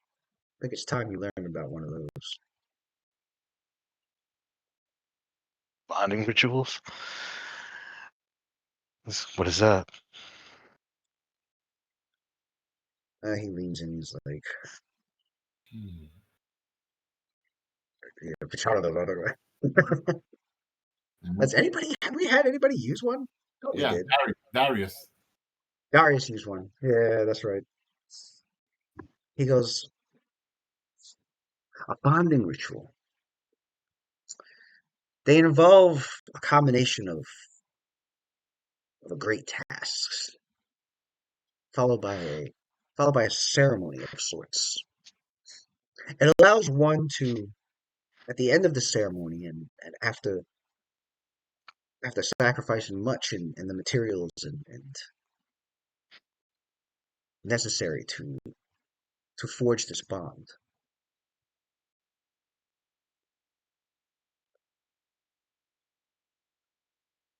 you can both create and awaken magic within a particular item that means something to you, that has been with you on these tasks, on your quests, on your journey, on your growth.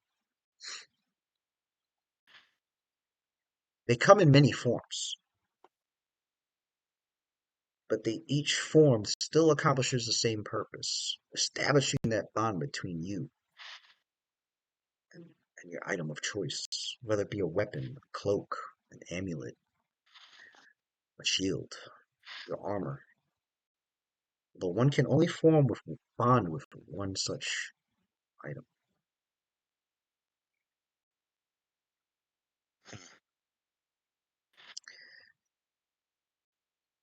Considering your line of work, I believe Baragar may know a ritual that you can use to form and bond with. And he points to your pistol. And like, really? Huh. Interesting. It's like, what does this do? What does this? Does it give me? Does it change the weapon? Am I? will imbue it with it will imbue it with magical power and magical powers that you wish for it to have, that you desire for it to be able to accomplish for you. And it will only work in your hands, no other.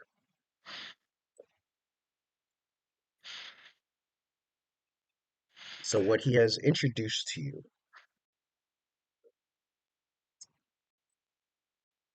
is in game mechanics terms, the bonding ritual.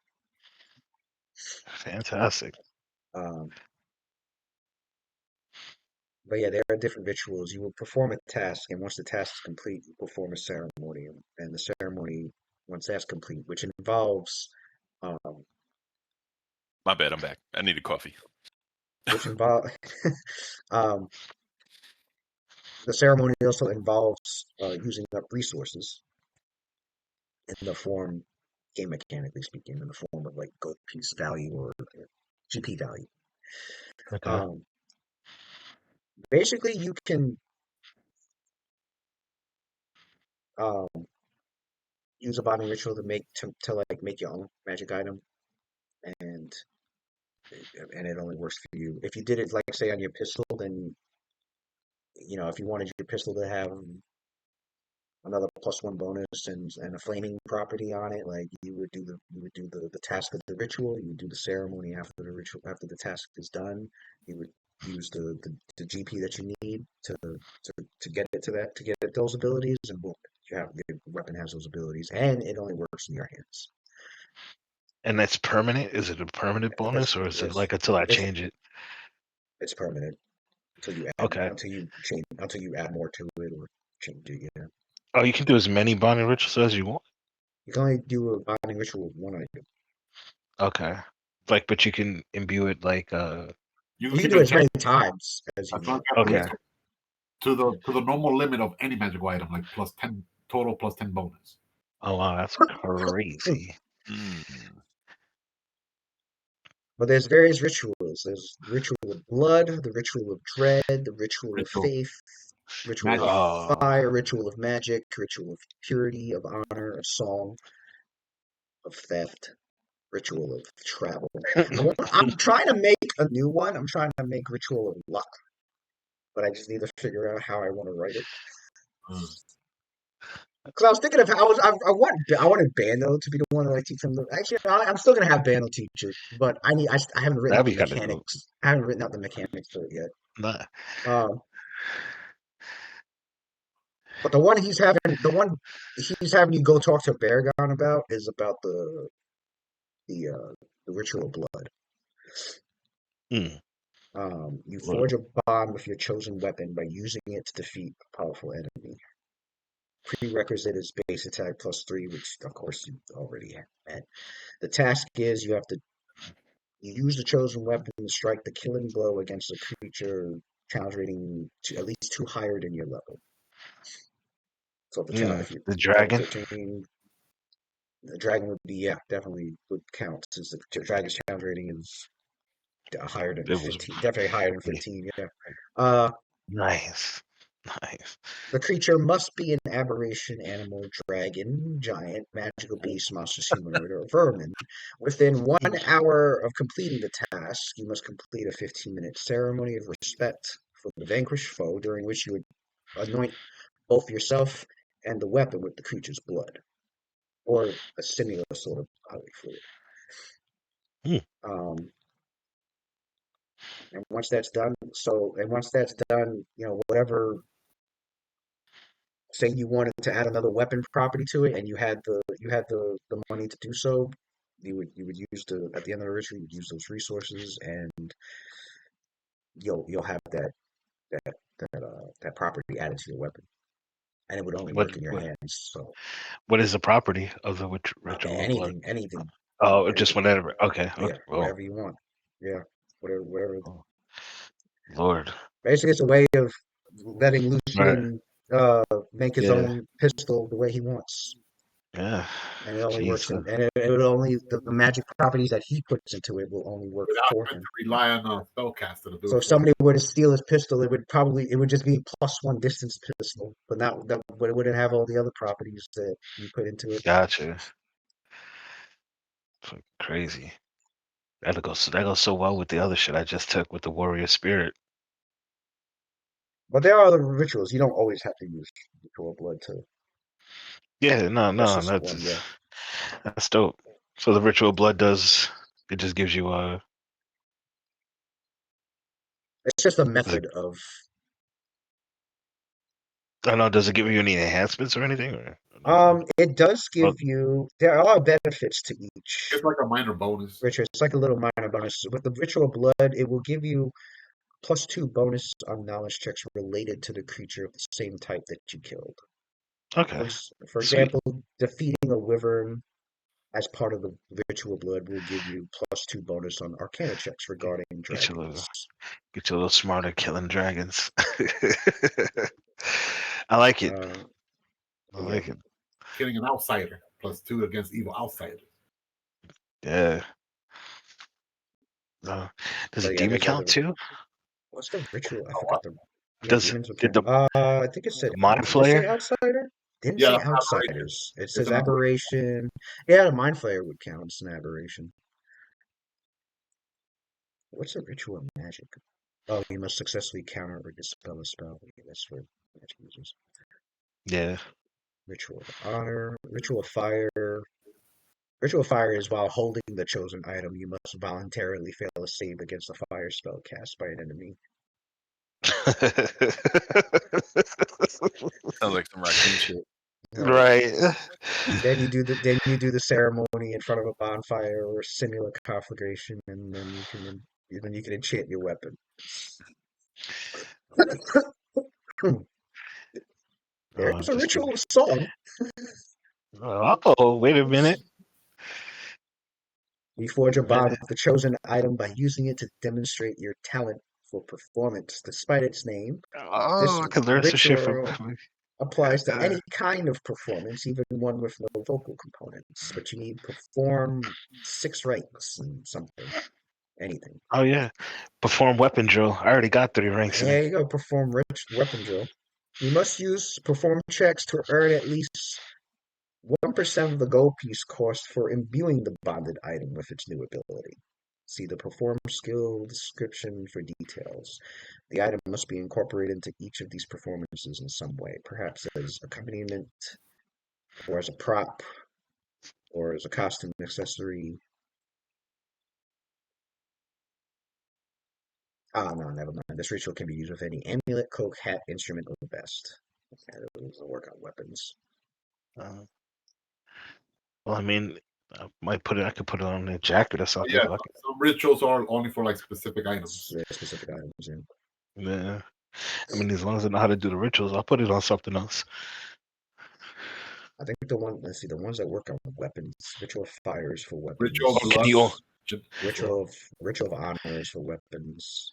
Quick question: can you do it on like I could do it on the firearm one, right? But could I do it on something else, or is it specific? Like It's one Like item. a- If you were to ritual bond for another item than the one that you had before, you lose it all. gotcha. I just be It's one of ritual those- bonding it's one of everything. those Ritual situations, bond like- my shoes. Well, I want to bond with his weapon or an item. Right. Like if I don't know what to do with, he'll probably choose his cloak, for example. Yeah. Yeah, he Something would choose more his Or he forever. mantle. Gotcha. You already know. Yeah, Mhm. I know. But yeah, it's just a way for a character to like be able to like enhancing their own favorite magic item, basically. Your item. This is what he's known for. Right. Without like needing to rely on a spellcaster or anything. Yeah.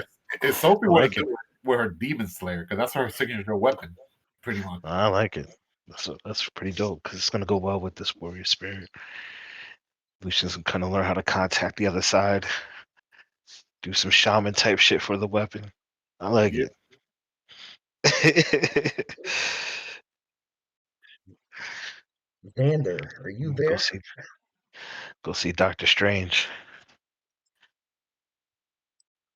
A little something for Xander. If he's fucking there. Xander.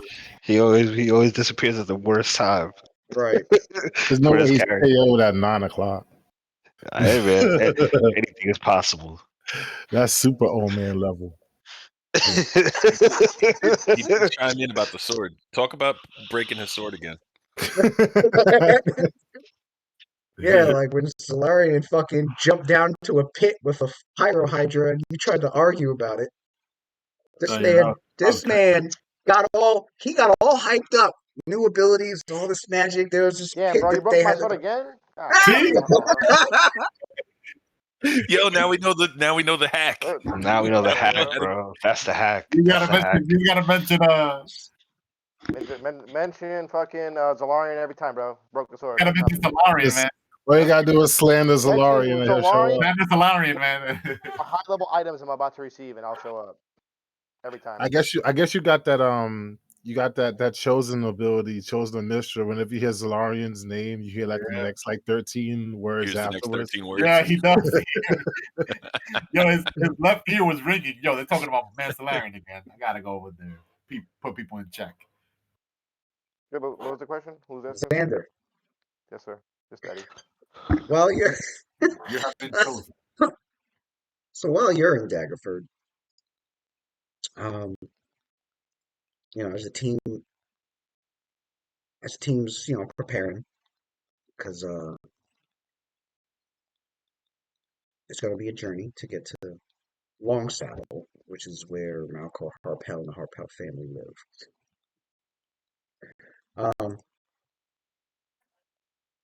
In Daggerford, you go to tend to your priestly duties, just making sure that the cemeteries and the graves of not just in the city, but in the outlying farmlands beyond the walls as well, and in the small little hamlets, here or there, a few miles out even. He is aware. Basically, Roth's old hunting grounds.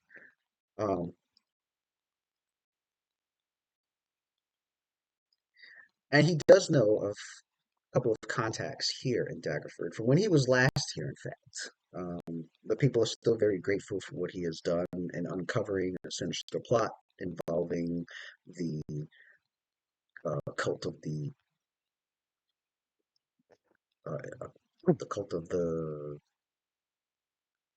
lovers. What the fuck is it? Whoa. Yeah, it was the Ascended Lovers. Ascended Lovers, thank you. The Cult of the Okay. Ascended Lovers, which is a cult that worships Kalimdor and Mystra as together. Because of when they used to be mortals, they were lovers, and they felt like that carried on in their god, in their ascension as gods, and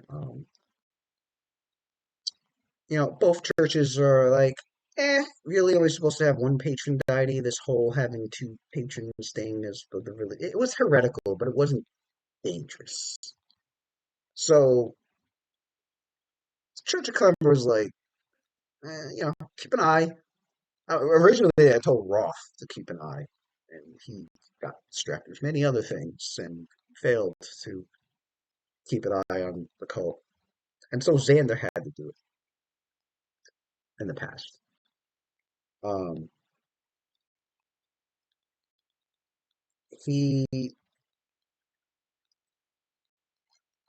do have it written in his reopen the sheet. I believe he met her. I mean, he's known her for a while. I don't know if I've had you. Actually, yeah, no, I have had you when you first joined the group. With She was the one that introduced me. Halnora, yeah.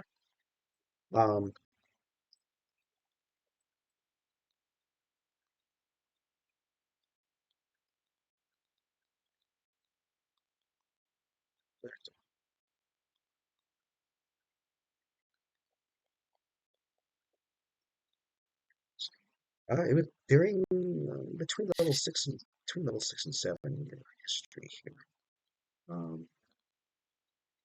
You had aided Halnora on a venture to secure a crypt in the graveyards of Daggerford from a host of undead known as Quells.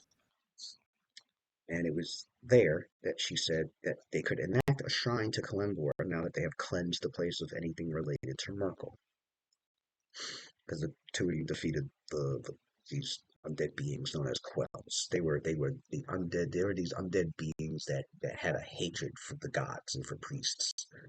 And there was like a group of them in this crypt that the two of you had to deal with, and you defeated them. And you continue to aid her in dealing with a threat that she had uncovered amongst the cult of the Ascended Lovers. She had learned that the cult were enforcing marriages between some of the youth in Daggerford, learning that sometimes the groom of the bride was actually an undead creature.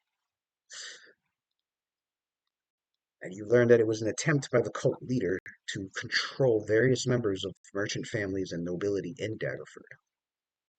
And that you and Halnora, with the help of the white necromancer Mithnor of the Silent Shroud, the three of you had put a stop to an undead being known as a brain in a jar. Quite literally, a floating jar with a brain in it Brain. that possessed psionic powers capable of mentally dominating others, including dominating a particular necromancer that was exiled from Daggerford. Filch. Yeah, Xander had to deal with Filch. Who was exiled but didn't really, couldn't leave Daggerford. He got taken over by this brain in the jar. Um, And then Nightwatch kicked him out of his tower. Our tower now. Yep. I had to deal with Slurge. You guys so arch after nemesis. dealing with Filch, Oh, Filch. who was Filch, he had provided the brain in the jar. He got filched. Its every whim and desire with his magic. The brain of the jar was using the cult as a front for its own machinations, and so together Xander, Halnor, and Mithnor put an end to them. The cult leaders and the lovers had broken apart after these events, so there's no more cult leaders and lovers in Daggerford, thanks to them. But your rise and fame grew here in Daggerford for his deeds. From facing down the skin tear orcs to dealing with the undead of Daggerford's graveyards to fighting against the cult of Kius and Skullport and taking down powerful undead within the Waterdeep sewers.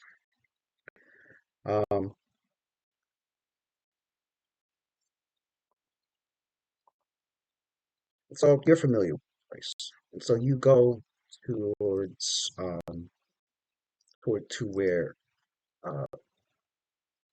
the white necromancer Mithnor, who works as a grave digger.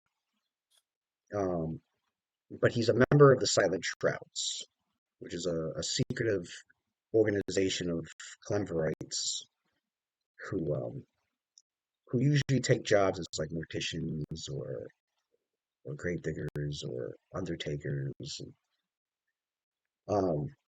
But they keep an eye on anything involving like evil necromancy magic, old sites and temples or shrines dedicated to the last god of the dead, Merkel, and on basically anything that maybe undead might be involved, such as maybe there's a vampire that's controlling people and trying to feed on the residents, or there's a skulking, there's a skulking ghoul that's in the forest, murdering people, stuff like that. They try to keep an eye on anything involved with the undead, and then they pass that information along to other members. You go to the Daggerford graveyard to go meet up with Mithnor. There's a particular crypt that actually has a secret entrance below it that leads into like sort of an armory. It's got a laboratory in there as well for creating alchemical items. It's also armory, as it has various tools and weaponry. Sometimes pretty decent magic item here and there that you would purchase. And obviously, they would use the funds to help the church. But it's basically like an armory of like all sorts of like tools and magic items and alchemical items that you might need in hunting down undead beings.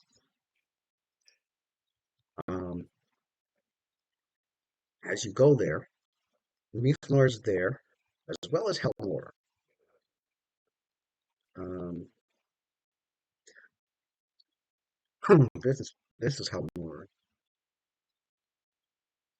There's supposed to be an N in there. How Nora? There we go. Nora Silvermantle. She's a half elf and Mm. cleric inquisitor, a doom guide on board. Whereas the title that people like you and Roth have are doom blades. Mm. Yeah, she was Roth's mentor and being an inquisitor. And concerning Xander, she's like his informant.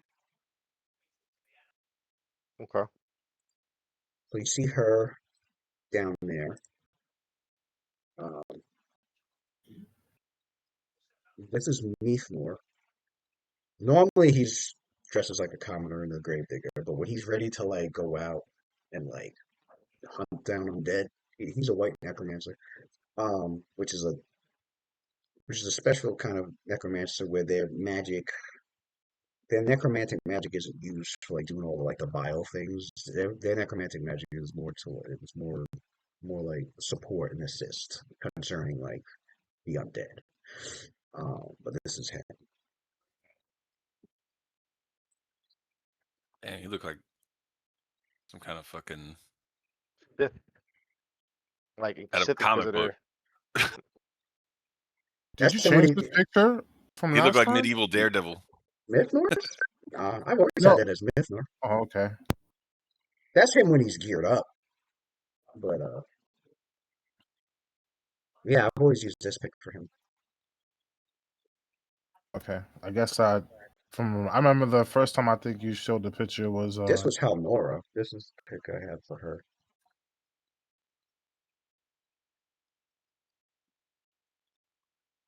I don't see no picture.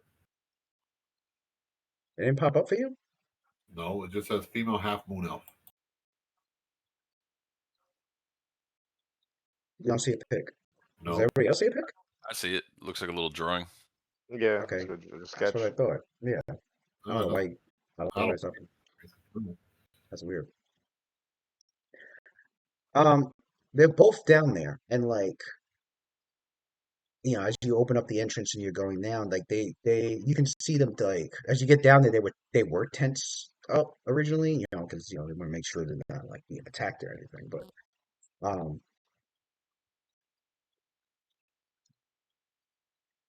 my but god, bro. actually, no, they didn't have to worry about that because this crypt, it's also guarded by a watch ghost. Which the watch ghost lets you, you know, you see it kind of like peek out from like the left side of the crypt, like out the wall, and then like it looks at you to like, and it for like a few moments, and then you know recognizes you and just nods at you, and then like sinks back into the crypt walls.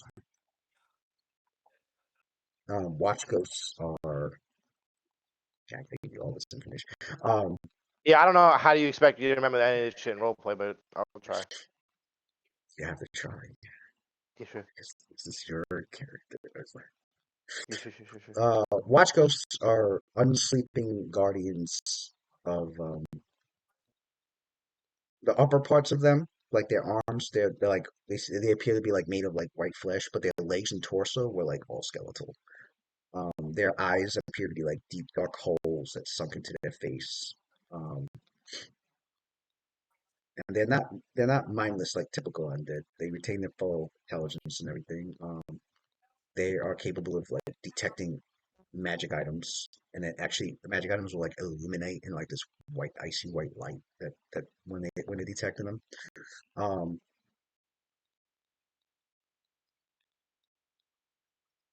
What is that? Oh. But they're usually bound to follow the wishes of their masters. They're typically used to like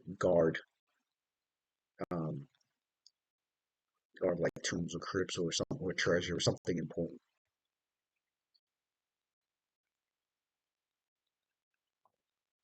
But yeah, so you go down there, and the two of them are down there. They look like they were having like a conversation, and the conversation pauses when you come down.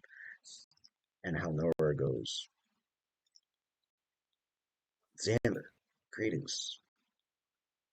Greetings. I have gotten news that you were here in Daggerford. You are just the person we need to speak with. Hmm. Mithnor's like, huh, you mean you need to speak with? I have duties to attend to. Good to see you, Xander. Good to see you too. All right. So what is it? What's so urgent? So as Tell me. Mithnor leaves and Halnor's, she's like walking around this chamber, and you can see niches in the walls with various like gear and other equipment, and there's like an altar at the opposite end of the room, and um it's where you would put like your payment, whether it's gold, silver, platinum, other magic items, whatever, to use to not just as an offering to Kalimdor, but also to pay for anything that you want to use from this place. Um, she's like walking around and looking through, and she goes, "Well,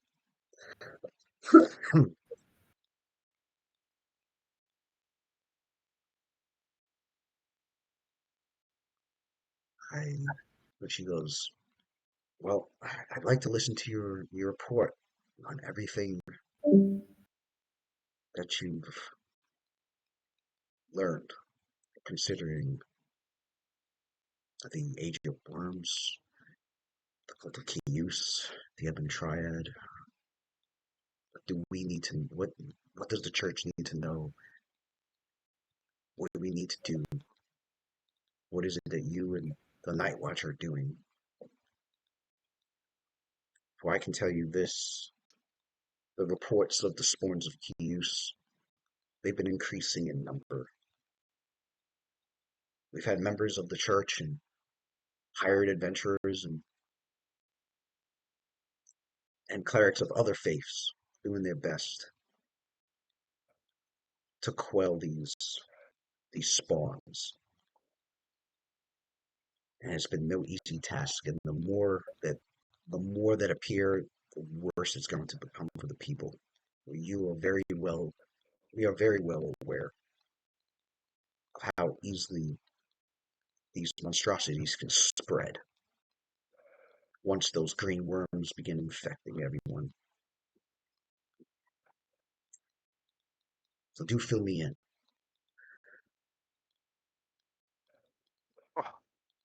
I don't know. Where do I start? There's so much to tell. So little time, I guess. Well, start from where I left you with the Night Watch that night. God damn, I don't know. Yeah, I know you don't know. So, Like Jesus. so you were asleep through most of it. Of What course. kind of a war priest are you? This guy's Baldy's trying to give me a full recap of the last couple of months. So yeah, So let me know. Like, what? Sleepwalking mode. So Xander informs her of what he knows, of what the character knows. Maybe not what the player knows, but what the character knows. Thank you. Appreciate you. And she absorbs all this information, and she nods at various points, and she doesn't ask any questions. She's just, and when you finish with your report, she goes, "I see. So your next step is to speak with Malcor Harpel, because he might have more information concerning the cult in the Age of Worms. And that'll be your next task. This is going to be, at the moment, you, Xander, are the only one that is pursuing this. Those that we can muster, They're busy making sure no other spawns rise, making sure they follow leads in any such activities. They don't have any time to do any such investigations into the core of this matter. Therefore, your mission is of the utmost importance. Because it's going to be your mission with Nightwatch that can learn more of what is going on and how to finally stop it. Because if these prophecies are not just the whims of madmen, and they are actually meant to come true and release some sort of apocalypse involving this ancient entity,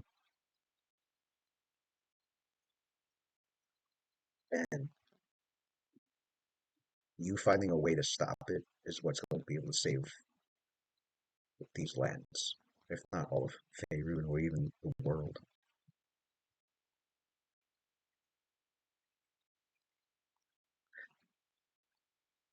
She takes a deep breath. She goes, "There's something you need to know.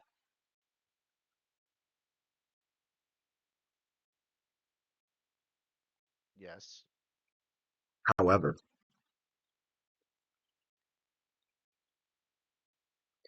considering your training, your discipline, your faith, our church, our God, and in the mission,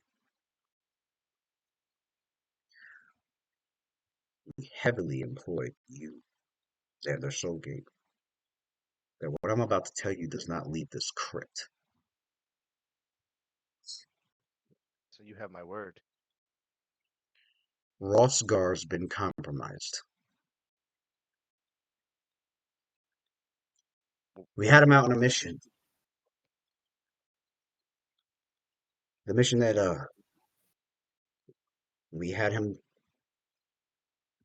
leave Nightwatch, do this mission. It involved the village of Uluven, the village that was recently destroyed by a shadow dragon known as Nurgarine. She laid waste to the village during the Rage of Dragons last year. And all those corpses left behind had arisen as the undead, haunted the area for months. We needed Rosgars there to help deal with the threat.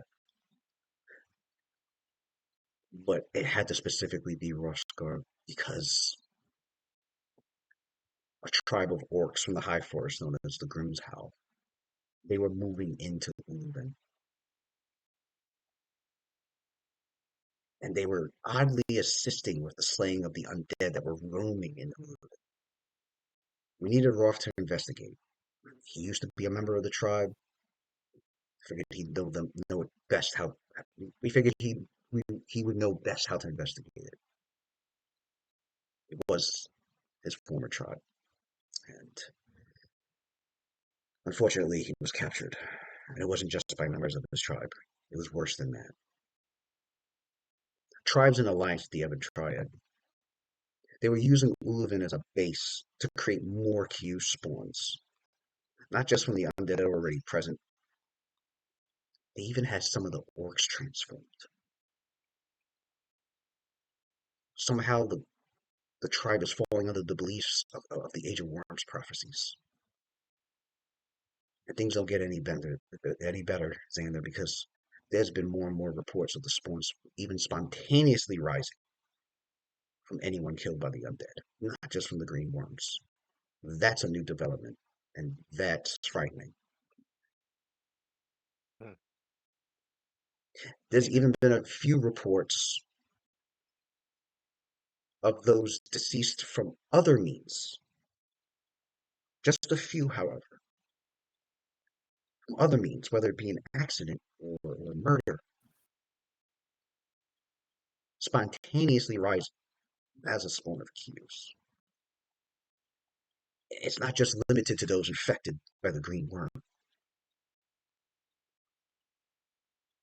It's growing ever so slowly into a full-scale pandemic. Our church is stretched thin, and we're warning others, making plans of defense.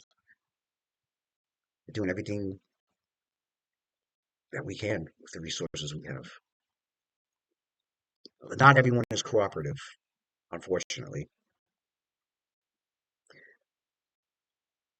So your mission with the Night Watch is of the utmost importance. We need you to investigate as much as possible into Agent Worms and find a way to stop it entirely. And of course, we are well aware of how close to home this hits you. After what had happened to your mother. And I must ask, as members of the church have always asked you, Xander, you haven't been feeling or seeing or having any more such visions or dreams concerning Hughes and the Green Worms, have you? Not that as of late I have. Can't recall, but I don't You know. do. Remember, we don't need you compromised also. You have to inform us right away if such a thing has occurred. Well, I'm pretty sure the Night Watch will inform you of that. They won't let that happen. I'll be in the ground before that happens. For me being compromised. Rothgar, we have no idea if he's dead or worse. If maybe they've even transformed him. As for Mockjaw, I've heard she escaped. In case you were worried about the dog. What what'd you say? Rothgar's animal companion, Mockjaw. Yo, I'll come. Yo, come through, bro. I'll get leadership right now. I need a feat. That ass. Yeah, I told you I want a. Yo, I'm serious. I'll take them. Mockjaw has escaped, though we have no idea Damn. where Mockjaw has No. escaped to. But Did he have at least have an eye patch, bro? Was he broken like that? That'd be godlike. Son. I'm about to do it, yo. Your leadership feat.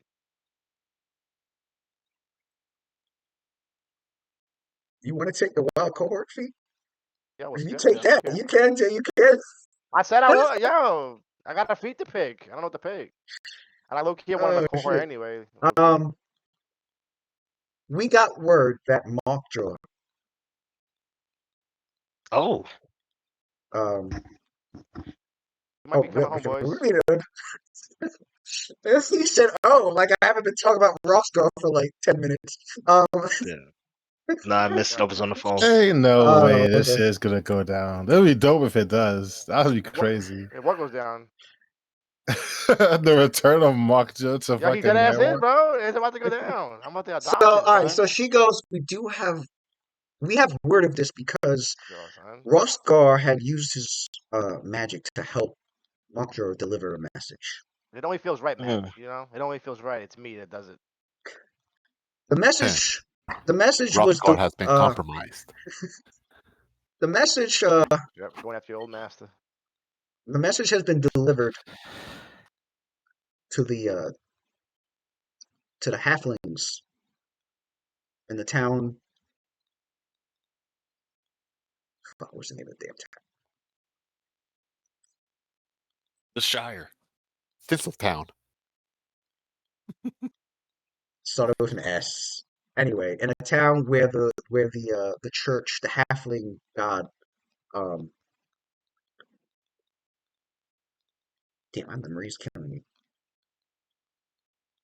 There's a halfling god who's a guardian of the dead, and so obviously the Church of Columbia is an ally to that church, since they both deal with guarding the dead.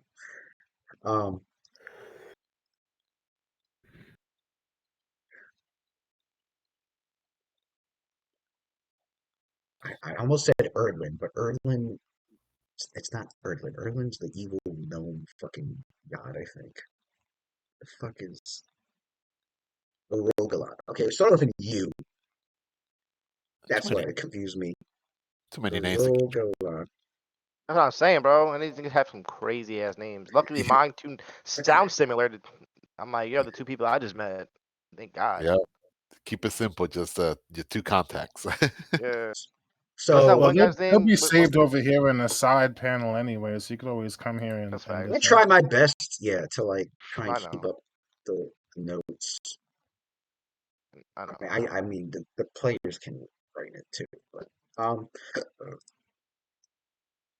anyway, there are these halfling priests of the god Urogalot, who is the halfling god of the earth and of death, and they are respected by the halflings.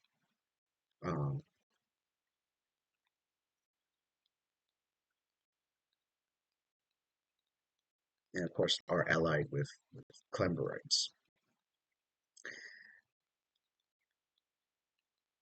And there is an abbey of Urogalot worshippers, these halflings that live in a town to the west. It starts with an S. I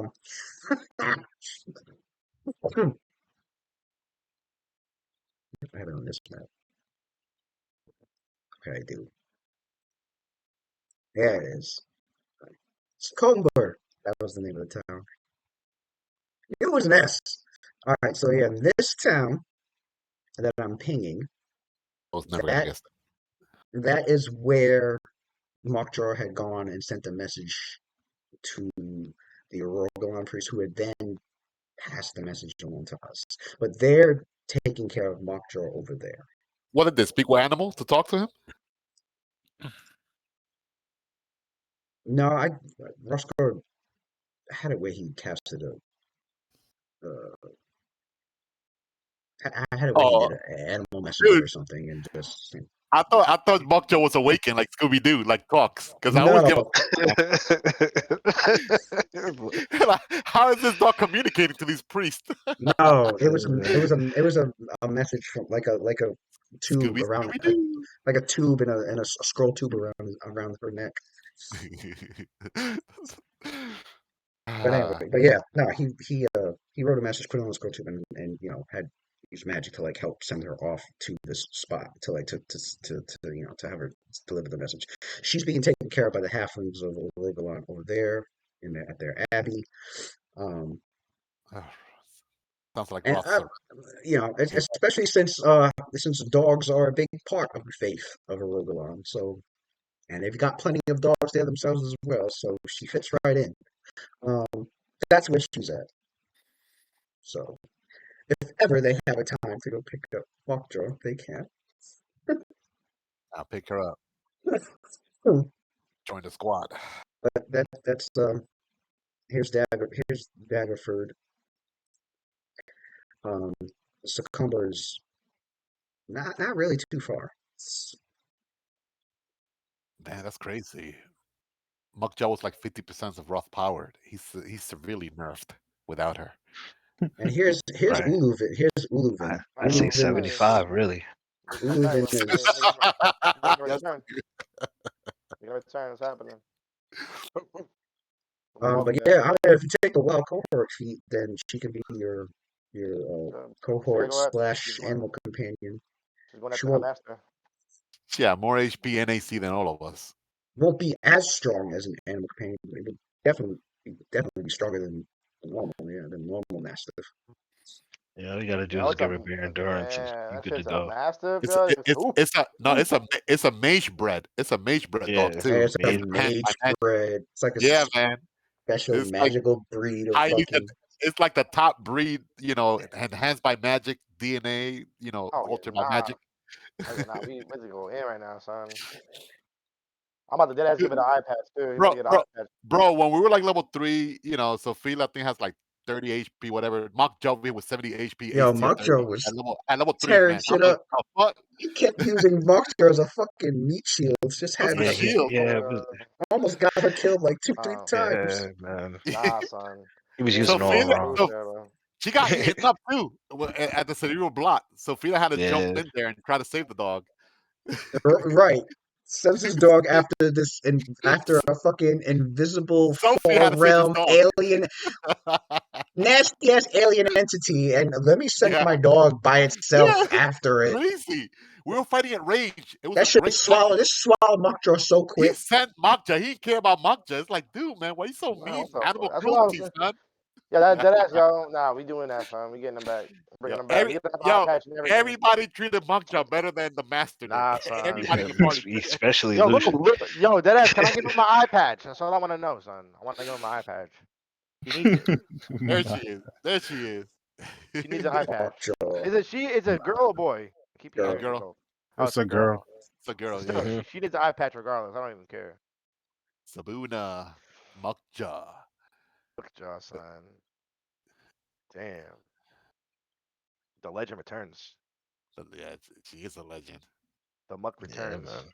I hope she She don't could suck do now. some shit.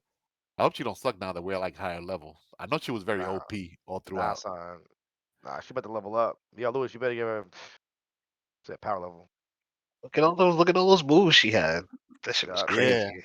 Yeah, trip. Movements was curly, crazy. She had like grapple. 30 animal tricks. Like Yeah, bro. I couldn't The even tricks keep were track of the animal tricks crazy. she had. It was Yeah, just too the much. tricks are fucking insane, bro. She only had all that because of his archetype, and it was an animal Oh, companion. She don't got all that. You'll get the nerf version, yeah. Well, with him, she Unless he changes. no, she's back. She's back to her as a regular like animal. She's lost all this rust. Rust. Oh, you getting slopjaw. Ugh. Damn. Not even worth it. You getting whacked, Joe. No, but if he takes the wild cohort feat, he can at least have some of it. Yeah, it'll be a wild. neuter Monkja. Well, yeah, it would have to be. The only reason she was that I don't strong even- was because Bro, I don't even want that dude anymore, bro. I think it says slop, bro. Flop. Yeah, got that nickname on. Yeah. nah, keep Can it in character. Keep it in character. Can a war? Yeah, Is there an yeah. archetype for a war priest to have the same thing Inquisitor had, like with an animal companion? Is there like a archetype for war priest? Or I no? think That's the only way. so. It had the features of an animal companion equal to a druid of the same level. So he had all that. No wait, was it a druid of the same level, or it I might have been think so, three man. levels? I think so. three It had levels to. Because she lower. was very strong for her level, for the level we were at. It had to be. Yeah, it was all those spells and feats that he had that would make him Yeah. trick off. It's nice. Well, yeah, because he had share spell, so any spell he Share spell. casted on himself, Off is she was even getting it crazier. too. You spend like 4 rounds buffing him and the dog. You being generous. You mean 6. Yeah, I cut it down like 3 really. Sacred like Hunt 7. Smasher. He usually used to say, "Guys, wait until round 9. At round 9, I'll be ready. I'll one shot them." I'm like, "Dude, round 9, really? we done with our Okay, battles yeah. round. Animal companion, and it counts as an animal companion, same level as a druid. Yep. Ooh, yeah. Then it was any teamwork feat that he had. Ricky, save for another character, man. Make a Beastmaster or some shit. Any teamwork feat that he had. Yeah. The Oh, yeah. animal share it. companion would have it, He gets it automatic, yeah. and then he Nah, was he did able a to, good job. and then he Matt was did a good able, job with and the then he was able to do animal focused aspects on. Oh the animal yeah, that companion. shit too. Like he was able to do eagle, monkey, Focus of the bear. yeah, all these focus of the bear, and give it, enhance it more. Give it. Mm-hmm. I think an extra fucking 100 It's HP. almost like Mockjaw was it's almost like Mockjaw was the character and the support character was Wrath. Yeah. Mockjaw was like the main character. But Wrath is the support animal. Shout out to Mockjaw, man. Yep. Good dog. If we want, he could even now he could take wild cohort. He could take 1 feat and take wild cohort, to have Mockdraw the cohort and wouldn't be able to do the animal focus or the what's the other one that I mentioned? Or the teamwork feat thing. But then again, he doesn't have teamwork feat, so he doesn't even need to worry about that. Right. And the animal focus thing isn't like that huge of a loss. He The can wild share cohort would still give her like extra hit dice, so some of her attack feats. bonus goes up, AC goes up. Yeah. Or if you really wanted to go deep into it, although it would take, I think it would cost 2 feats.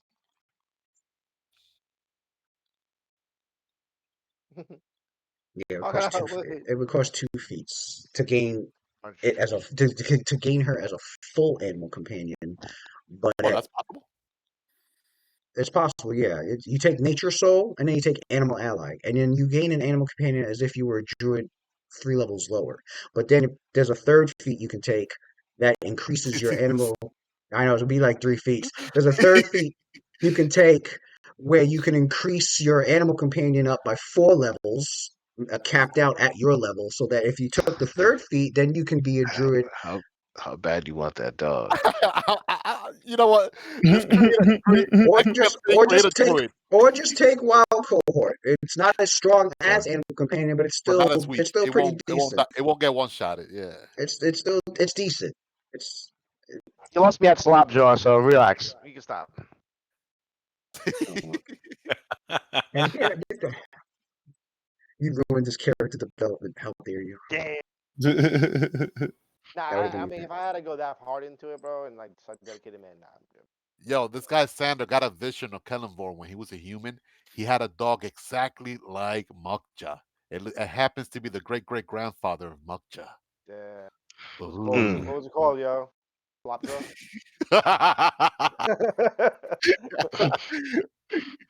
Over, Uncle Slapjaw. Let me look at Wild Cohort.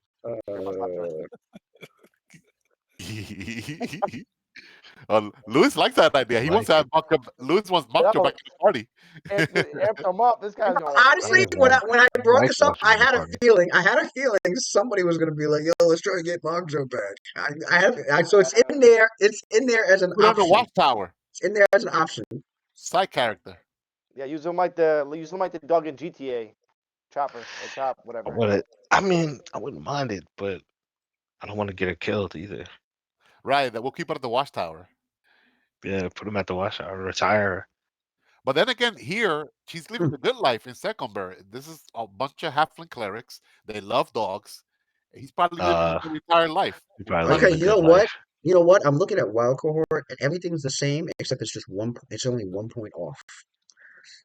For like level 18, it would be 12 extra hit dice, but with Wild Cohort, it's 11.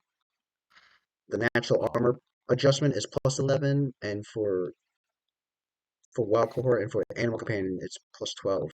The strength and dexterity adjustment is plus 6. For the Wild Cohort, it's plus 12. Everything's just off by 1 point. Bonus trick 6 instead of 7.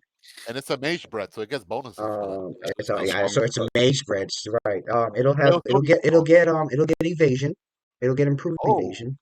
But at the same levels, it'll get evasion. High levels probably. If you're 3rd to 5th level, okay, evasion. It just gets improved evasion a little bit later. Instead of at 15th, it'll get it at 18th. It gets devotion at 12, which gives it a bonus to its will saves. It does not. It will not get link and share spells. It'll be a true pet. Yeah, it won't have share spells. If he wanted to cast spells on her, he would actually have to cast it on her. He can't cast it on himself, and it automatically affects her. Unfortunately, that would be. That's the differences between Wild Cohort. And so, like I said, Wild Cohort is like a little weaker than Animal Companion, but still nice to have if you're not a druid. If you're a fighter or barbarian and you want to fucking hire a bear fucking cohort, whatever. Didn't Lucian want a dire ape? Green one? Yeah. A flying vampire gorilla. I would take Wild Cohort to take Mock. So Wild Card. I got Feast yeah, to Burn, but I'll yeah, take Mach. I've the just been wanting to take options. her out of the field too much. The options are there. Lucian would. Yo, Mach-Cha could be your shield, Lucian. Literally. Have her out there fighting like what's that, Anybody from gets Metal close? Gear Solid. Anyone gets close to you, Lucian? Have her trip him. Trip. I'm out there like Phantom Pain and shit. So would Mach-Cha benefit from the Inspire Courage and all that shit? Oh, for sure. Yeah. Yep. Oh Yeah. man, she'll be a beast. Yes, she would. She'll That's be a right. beast. Oh god. She'll be a beast. Oh man. Yeah, she'll be a Anyway, beast. We gotta get the I bitch back. forgot I about mean- that. Yeah, not Louis doesn't want the dog in the party. Thanks to you, Cassidy. We gotta we gotta get that bitch back. Hey, Literally get a that bitch. bitch back. Get that bitch back, man. But yeah. Mach-Cha. Yeah, so that's It's a good some dog. heavy She was, man. information that Xander's That's been hit crazy. with. That's fucking crazy. And they don't and then she also explained, she's like, also remember, Xander, you can't let the others in Night Watch know. I don't want them distracted from the main mission. Hell yeah, we gotta go save Rothgard. Tell us. That's exactly what she doesn't want happening. Lucian's like, Oh, oh I'm boy, saying, but like, how am I supposed please to? tell me. Yeah, but I mean, they would be a great asset in this, in the help to solve this problem. Like, why would I keep them in the dark? I mean, based off everything they've done up to this point, why not get them involved in this? Because they need to save the world first. Right. Yeah. Because this mission, we don't have a timetable on it. Something with the cult could happen next week for all we know. Any delays in this mission can cause a catastrophe. And while there may be a few members of Night Watch that want to stay forward on the path Don't tell Adler. that wants to stay forward on the path to stopping Age of Worms from happening, unfortunately, I have a pretty good judge of characters. There's going to be a few that's going to want to try and take on what's going on in Uluvin and see what has become of Roth. Adler. He's very close to it. Our reports indicate that Lucian may want to go and shoot Roth in the face. Right. Right. I mean, right. Lucian would be like, fuck that. Oh well. I might want to go for a completely different reason. Man. Lucian might be like, let's go for the dog real quick. I'll take and save the dog. Yeah. Addy was very close to Roth. If Lucian tries to kill Addy, Roth, I know Addy will get involved. He'll be like, that's my boy.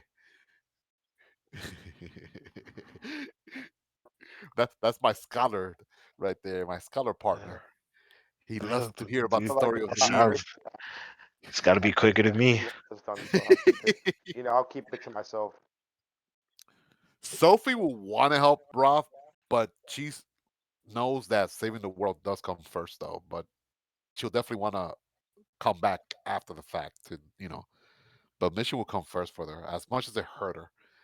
But I know people in the party will want to go to Roth, though, for sure. Probably Luna. Then again, Luna didn't like him as much. Luna didn't like him either. She got pissed when he harmed Lucian. She was like, "What the fuck?" Let's see, Sophelia. What time is it? Yeah. It's 11 o'clock already. Yeah.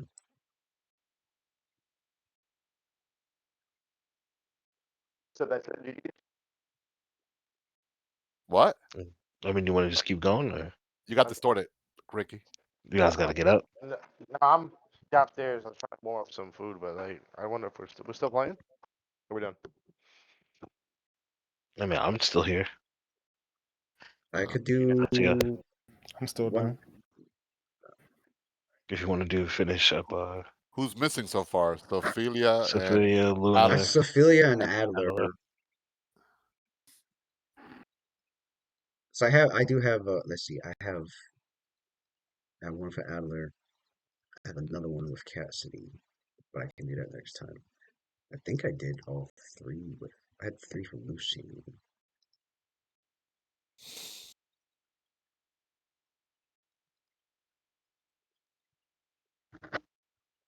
I did 2 with Lucy. One more with Lucy. I had 2 for Luna, but he's not here, so I'm sure he'll probably be here next time. I have 3. I have 3 for Sophia. I have 1 more for Xander. I'm gonna save that one. Rick's like, what are you fucking doing? No, it's cool. I just don't give me like a quest for like the last month and a half. That's all I'm Or asking. I mean, stuff that you have to remember. my bad. Stuff that Oh happened last no, I have to know shit from my character. Whatever will we Don't make do? him prove that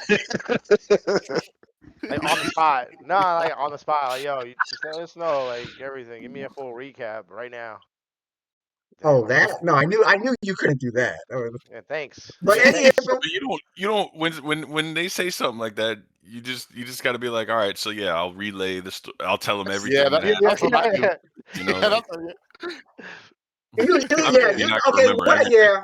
What I usually say is like, let me know if there's any information you won't tell them. That's usually what I say. If I'm like, if you tell them everything, then just say I tell them Withhold. everything. If there's Withhold stuff that you something want to like that. withhold, then let me know so I make sure the NPC doesn't know, Or something extra you want to add. or something extra. True, yeah, Or maybe you want to lie and do a bluff check. Distort right. the truth a little. Maybe you want to just make up the whole shit. Give me a roll bluff check. I'm making up the whole thing. Yeah. It was never a dragon. There's no treasure hoard. I can do Sophia. Sophia, you go to meet back. You go to the chapter house of the Mystic Fire Knights. Now that we have a little bit more information on Yeah, for Mystic sure. Fire. Thank you, Ed Greenwood. Mr. Ed Greenwood. Thank you, sir. That's Um, right. The, Got it from the source. the Lord of Faerun. you go to the chapter house, which has been built like an armory, to meet with mantled Elgida Orangeblade. You see those Now I titles. know, Huh? now I know her title. Yeah, you see those titles I see. Huh? But to meet with mantled Elgida Orangeblade and to report to her everything that has happened since your last I've come to Daggerford. And as you go into her office, she immediately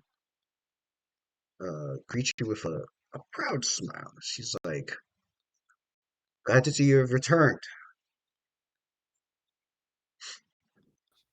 Yeah, she goes, glad to see you have returned. 3rd star, Sophia. Congratulations on your winning of the Champions Games in Waterdeep. I know deep down you enjoyed it. You half did the games because you enjoyed being a part of it. However, I am also aware the other half is because you were involved in an important mission. Well, it just so happened that it coincided with the mission, and she giggles a little. Well, it has definitely aided you in your rising battle prowess and your divine connection to the Lady of Mysteries. The entire order is recognizing your valiant efforts and the growing successes of your mission. All is done for the glory of Mystra, the Lady of Mystery. I am but her vessel. But it has been a fun ride so far, Lady Elgida.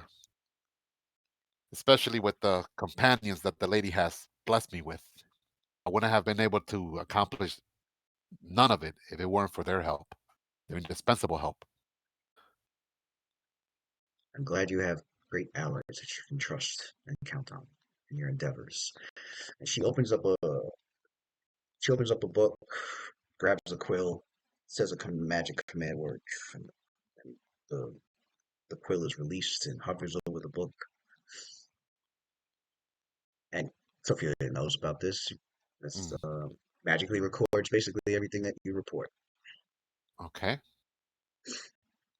She gives her a debrief of the pertinent important data that they have acquired so far. Only thing that she will omit, obviously, is like personal matters. Let's say like stuff that Luna told her in confidence, or any of the party members when they have their chat. But anything like mission related, she discloses to Lady Elgita.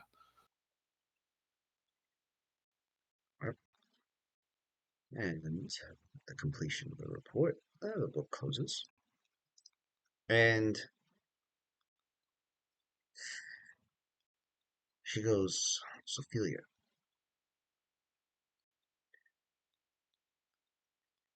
I will remind you, as I do all the others, that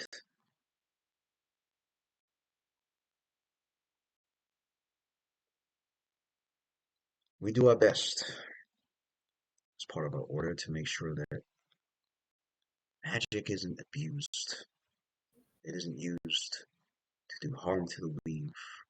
That it isn't used to do harm to the populace, to society. And it is why it's up to us to make sure that some magic must be properly handled as best as we can. And sadly, sometimes such magic may even have to be destroyed as a last resort. We hope it doesn't come down to that, but suffice to say, you and Nightwatch have uncovered some rather potent artifacts. Oh, I wish to ask of you, Sophia, of your opinion. What to do with them? The glowstone that Luna holds. It can potentially harm or kill innocents should it be made to explode in the wrong area. The apostolic scroll that Wait, that glowstone she has could explode? Why, yes. You weren't aware of that magic? No, I thought she uses it to like charge my healing wands when it's running out of charges. She usually recharges my wands. It has the capability of releasing the magic that is stored within it to cause a very powerful destructive explosion, depending on how much magic is still left within it. Oh dear. Well, if there's someone that I would trust with such a potent item, it's definitely my sister. She has been a great steward of those gifts that she has inherited, and plus magical trinkets that she has at her disposal.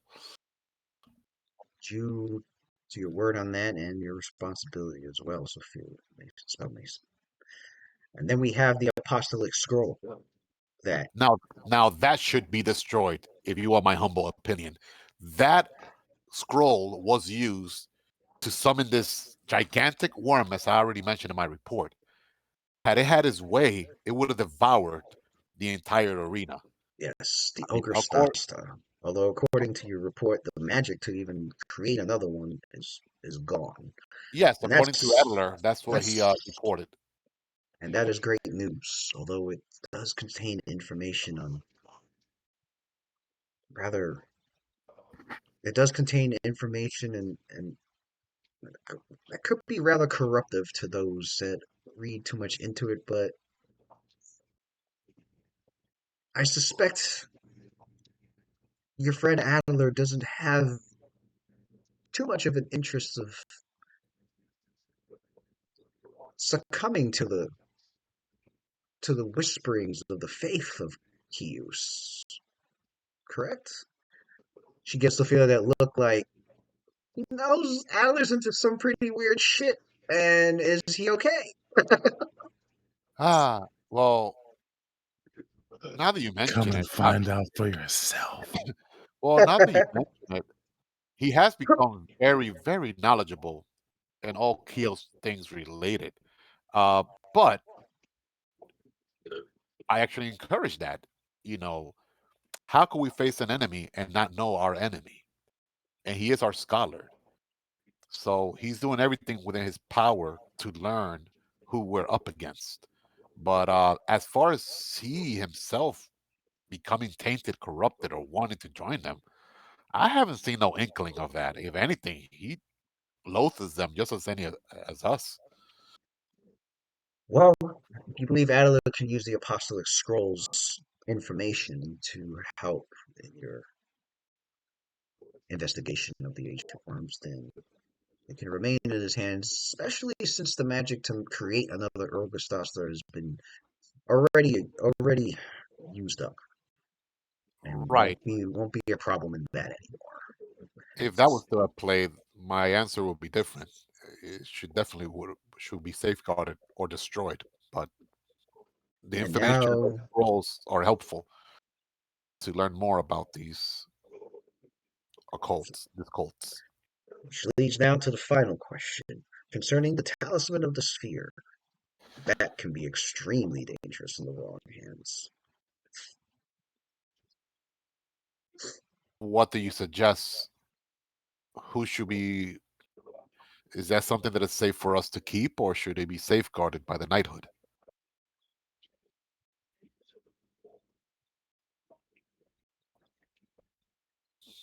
Well, you are aware of its power. Now, Of its potential, yes. But spheres this of ultimate sphere, destruction are very rare.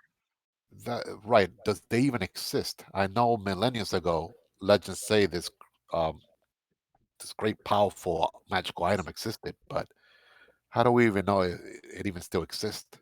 Oh, they exist. Quite a few of them, in fact. A few? Yes.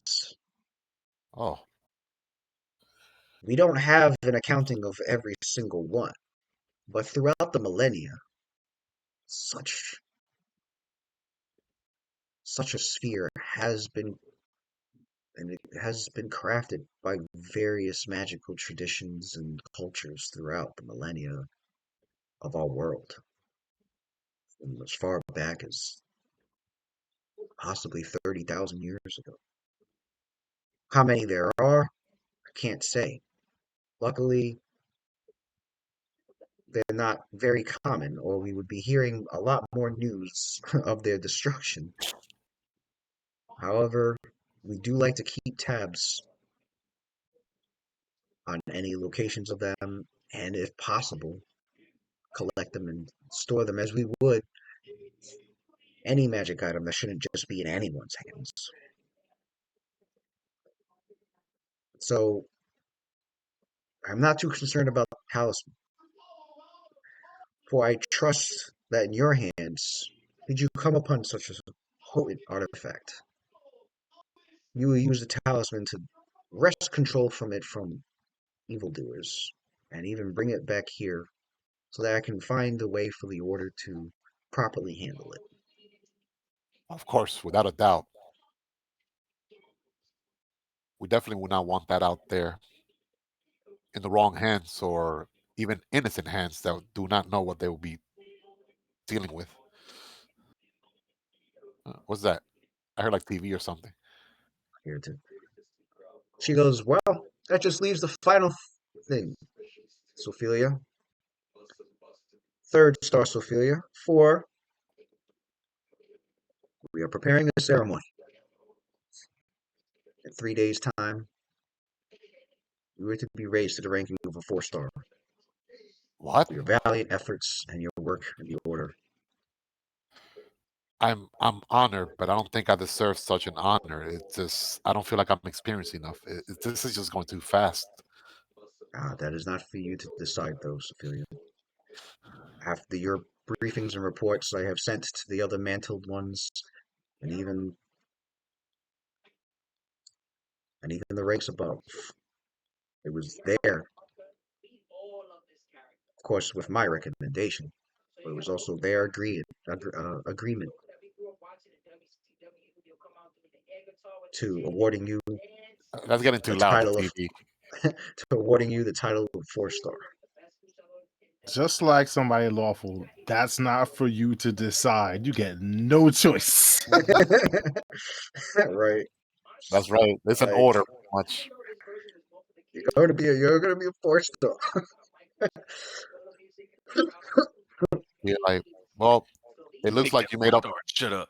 It looks like you made up your mind, Lady Elgita. An order's an order, and I will do everything in my power to not disgrace you, and to never make you regret the the the vote of confidence that you have in me. I will not let you down, my lord. You are now dismissed. Good luck on your travel to Long Saddle when you depart. Thank you.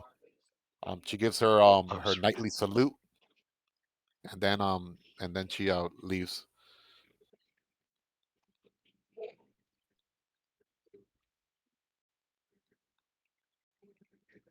Let's see. So, That's it. yeah. So Felix like thinking like to herself, "Oh man, I really don't want to get promoted. I don't want to end up." This like inner dialogue in her mind. I don't want to end up having knights under me and having to be in a town overseeing it. I'd rather be out there adventuring. I'd rather be a knight and not a lord. Yeah. She like, hopefully I get stuck at 4 stars and that's it. No more up. She's like Garp. Right. I'm trying to get promoted too much. Right. That's right. 10:30. All right. As for the next session, Next time on DND. right? I've got I think I got one. Addie and Luna left, I guess. I've got an event. I've got an event for Adler and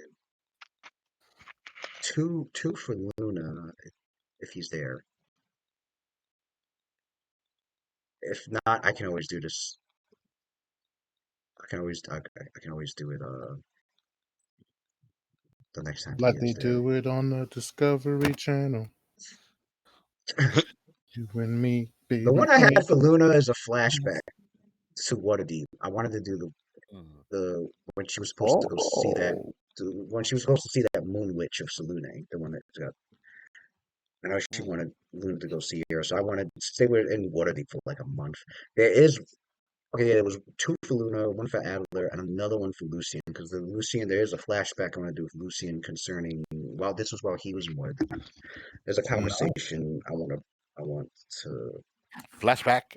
Yeah, flashback with the elf Tira when she came to him with an offer. To join the Thieves Guild. Yeah, Shadow Thieves. Shadow Thieves. Yeah, I got a flashback for that one. For him, 2 for Luna, 1 for Adler, one for Sophia, and 1 for Xander. Did I do all of Cassidy's? 1 for Cassidy. Yeah, so there's gonna be some role play for the next session for sure. That's sweet. And then after that, the group's ready to go because we should have all the game mechanics and we're going to Long Saddle. You said Long Saddle. We're going to. Yep, Long Saddle. I will. Do I have? Hold on. Ricky, you better do your level 13 character, man.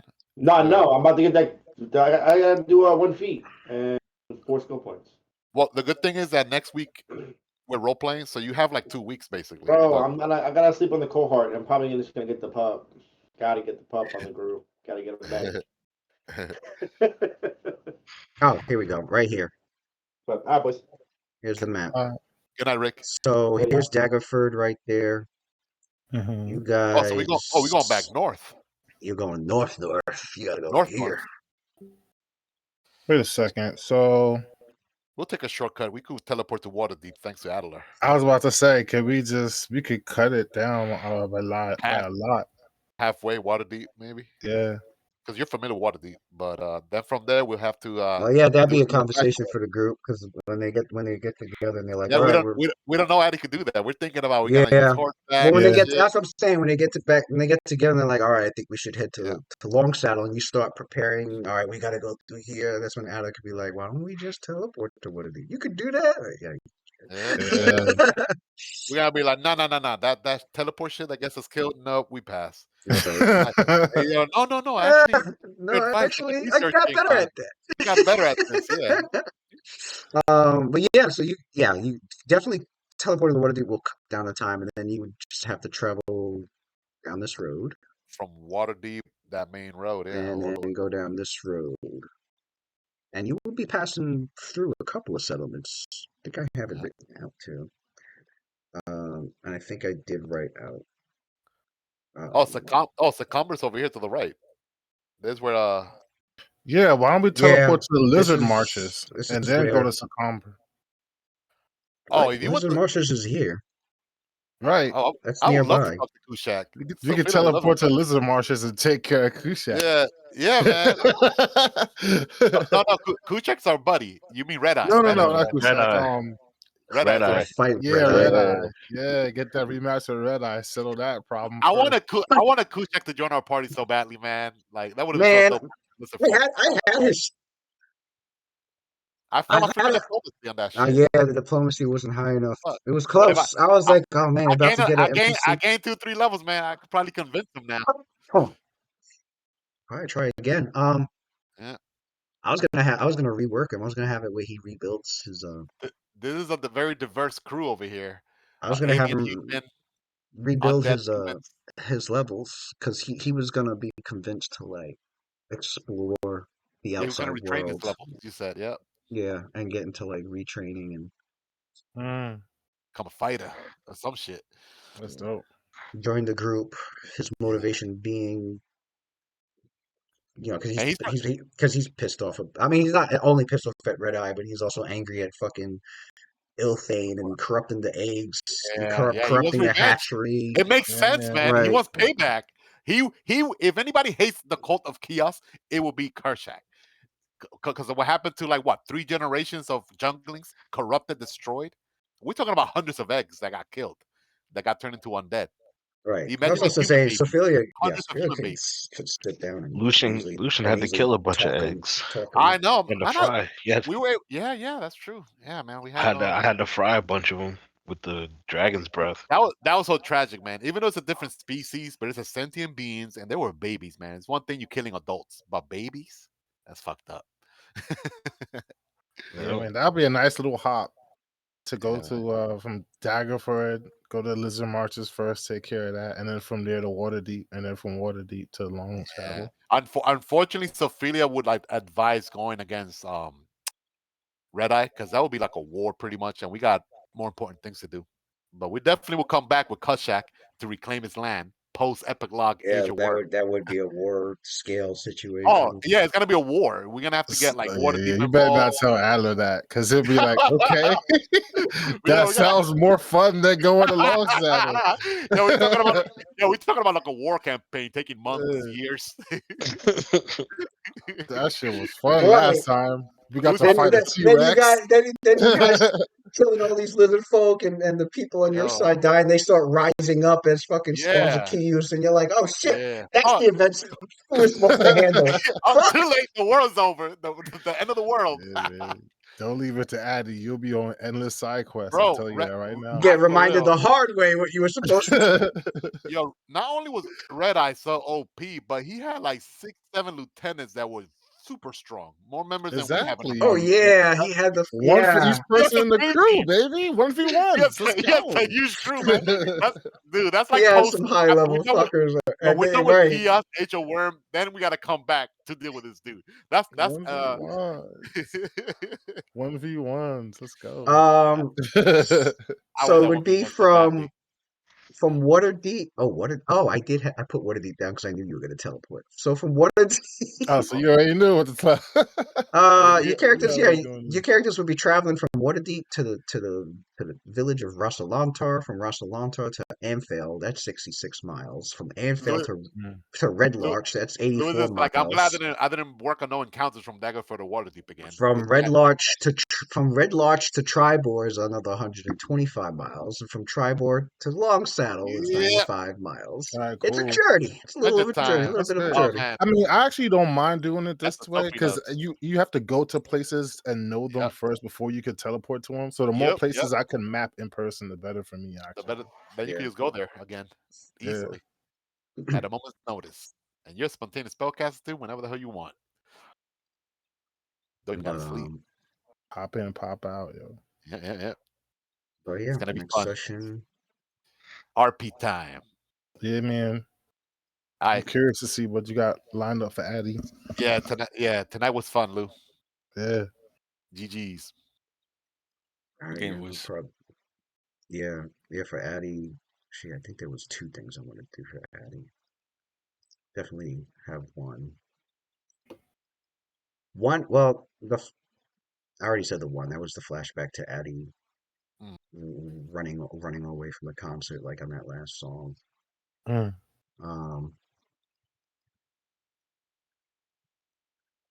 I pointed that out because that's something that stood out for him. I would say stood out for him because like she was perfectly fine up until that song started playing, and Yeah, I want to know Right. what's going on with her. Is she like a tiefling or something? Is she a tiefling? She got demonic blood? Addy just knows the only thing that seems to connect it to that he seems that kind of like leaps out to him is like he noticed She got he repulsed. noticed that she responded to like that side of your heritage that you didn't even fully even like explain yet to everybody. So he No, Sophie noticed herself that. doesn't know yet. Sophie doesn't know herself yet that she's celestial blood, that she got celestial blood. Mm. So she doesn't even know.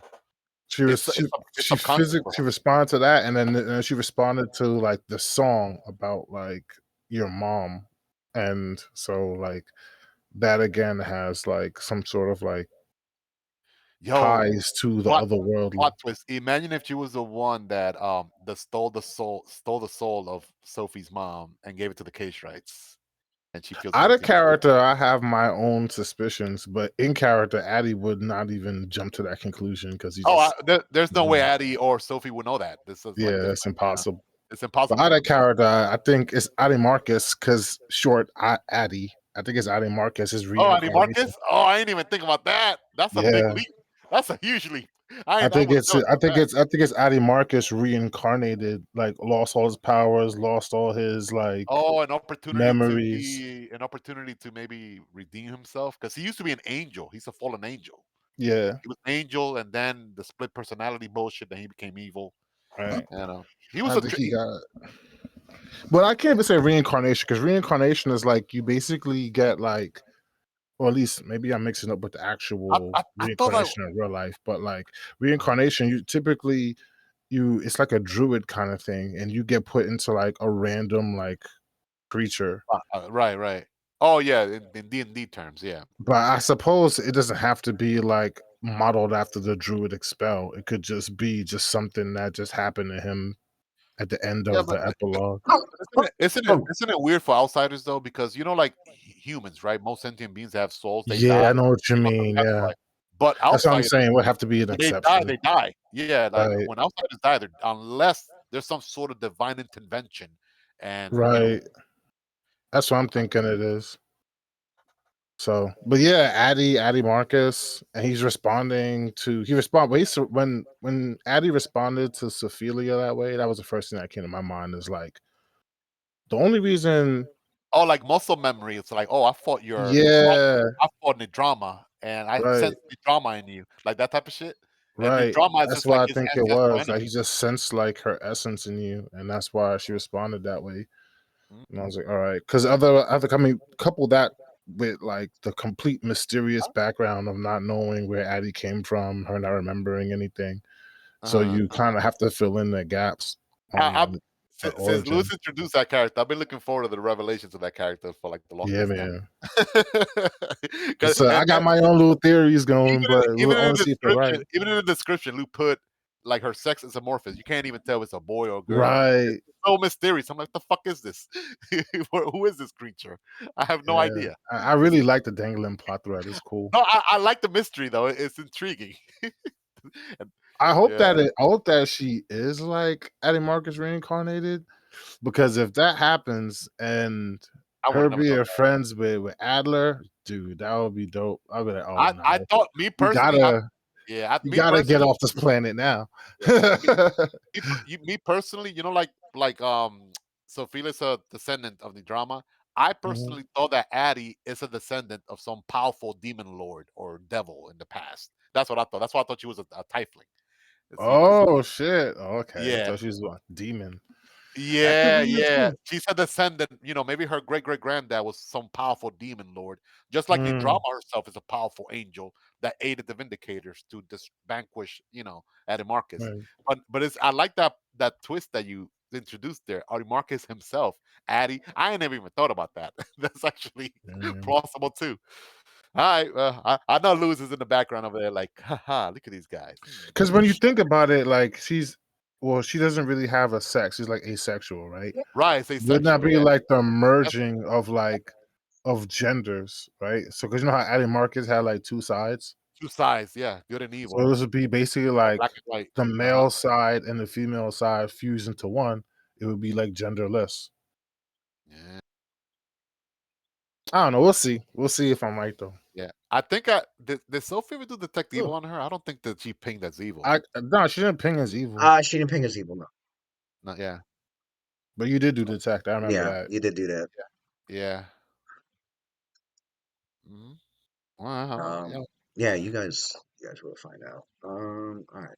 Oh, we find out next week? Oh, that'd be awesome. Probably No, not next week. You guys will okay. find out at some point in the future. Long game, right? Okay, I kind of figure long game. All right. All right, Lou. I'm loving what you're doing, Lou. Take your time, man. Take your time with PRP. We're loving this shit. We all are. All right, homies. Good night. Man. All And right. again, Lou, thanks again for the experience. No problem. Highly appreciative here. All right, Good night, good brother. night. Peace.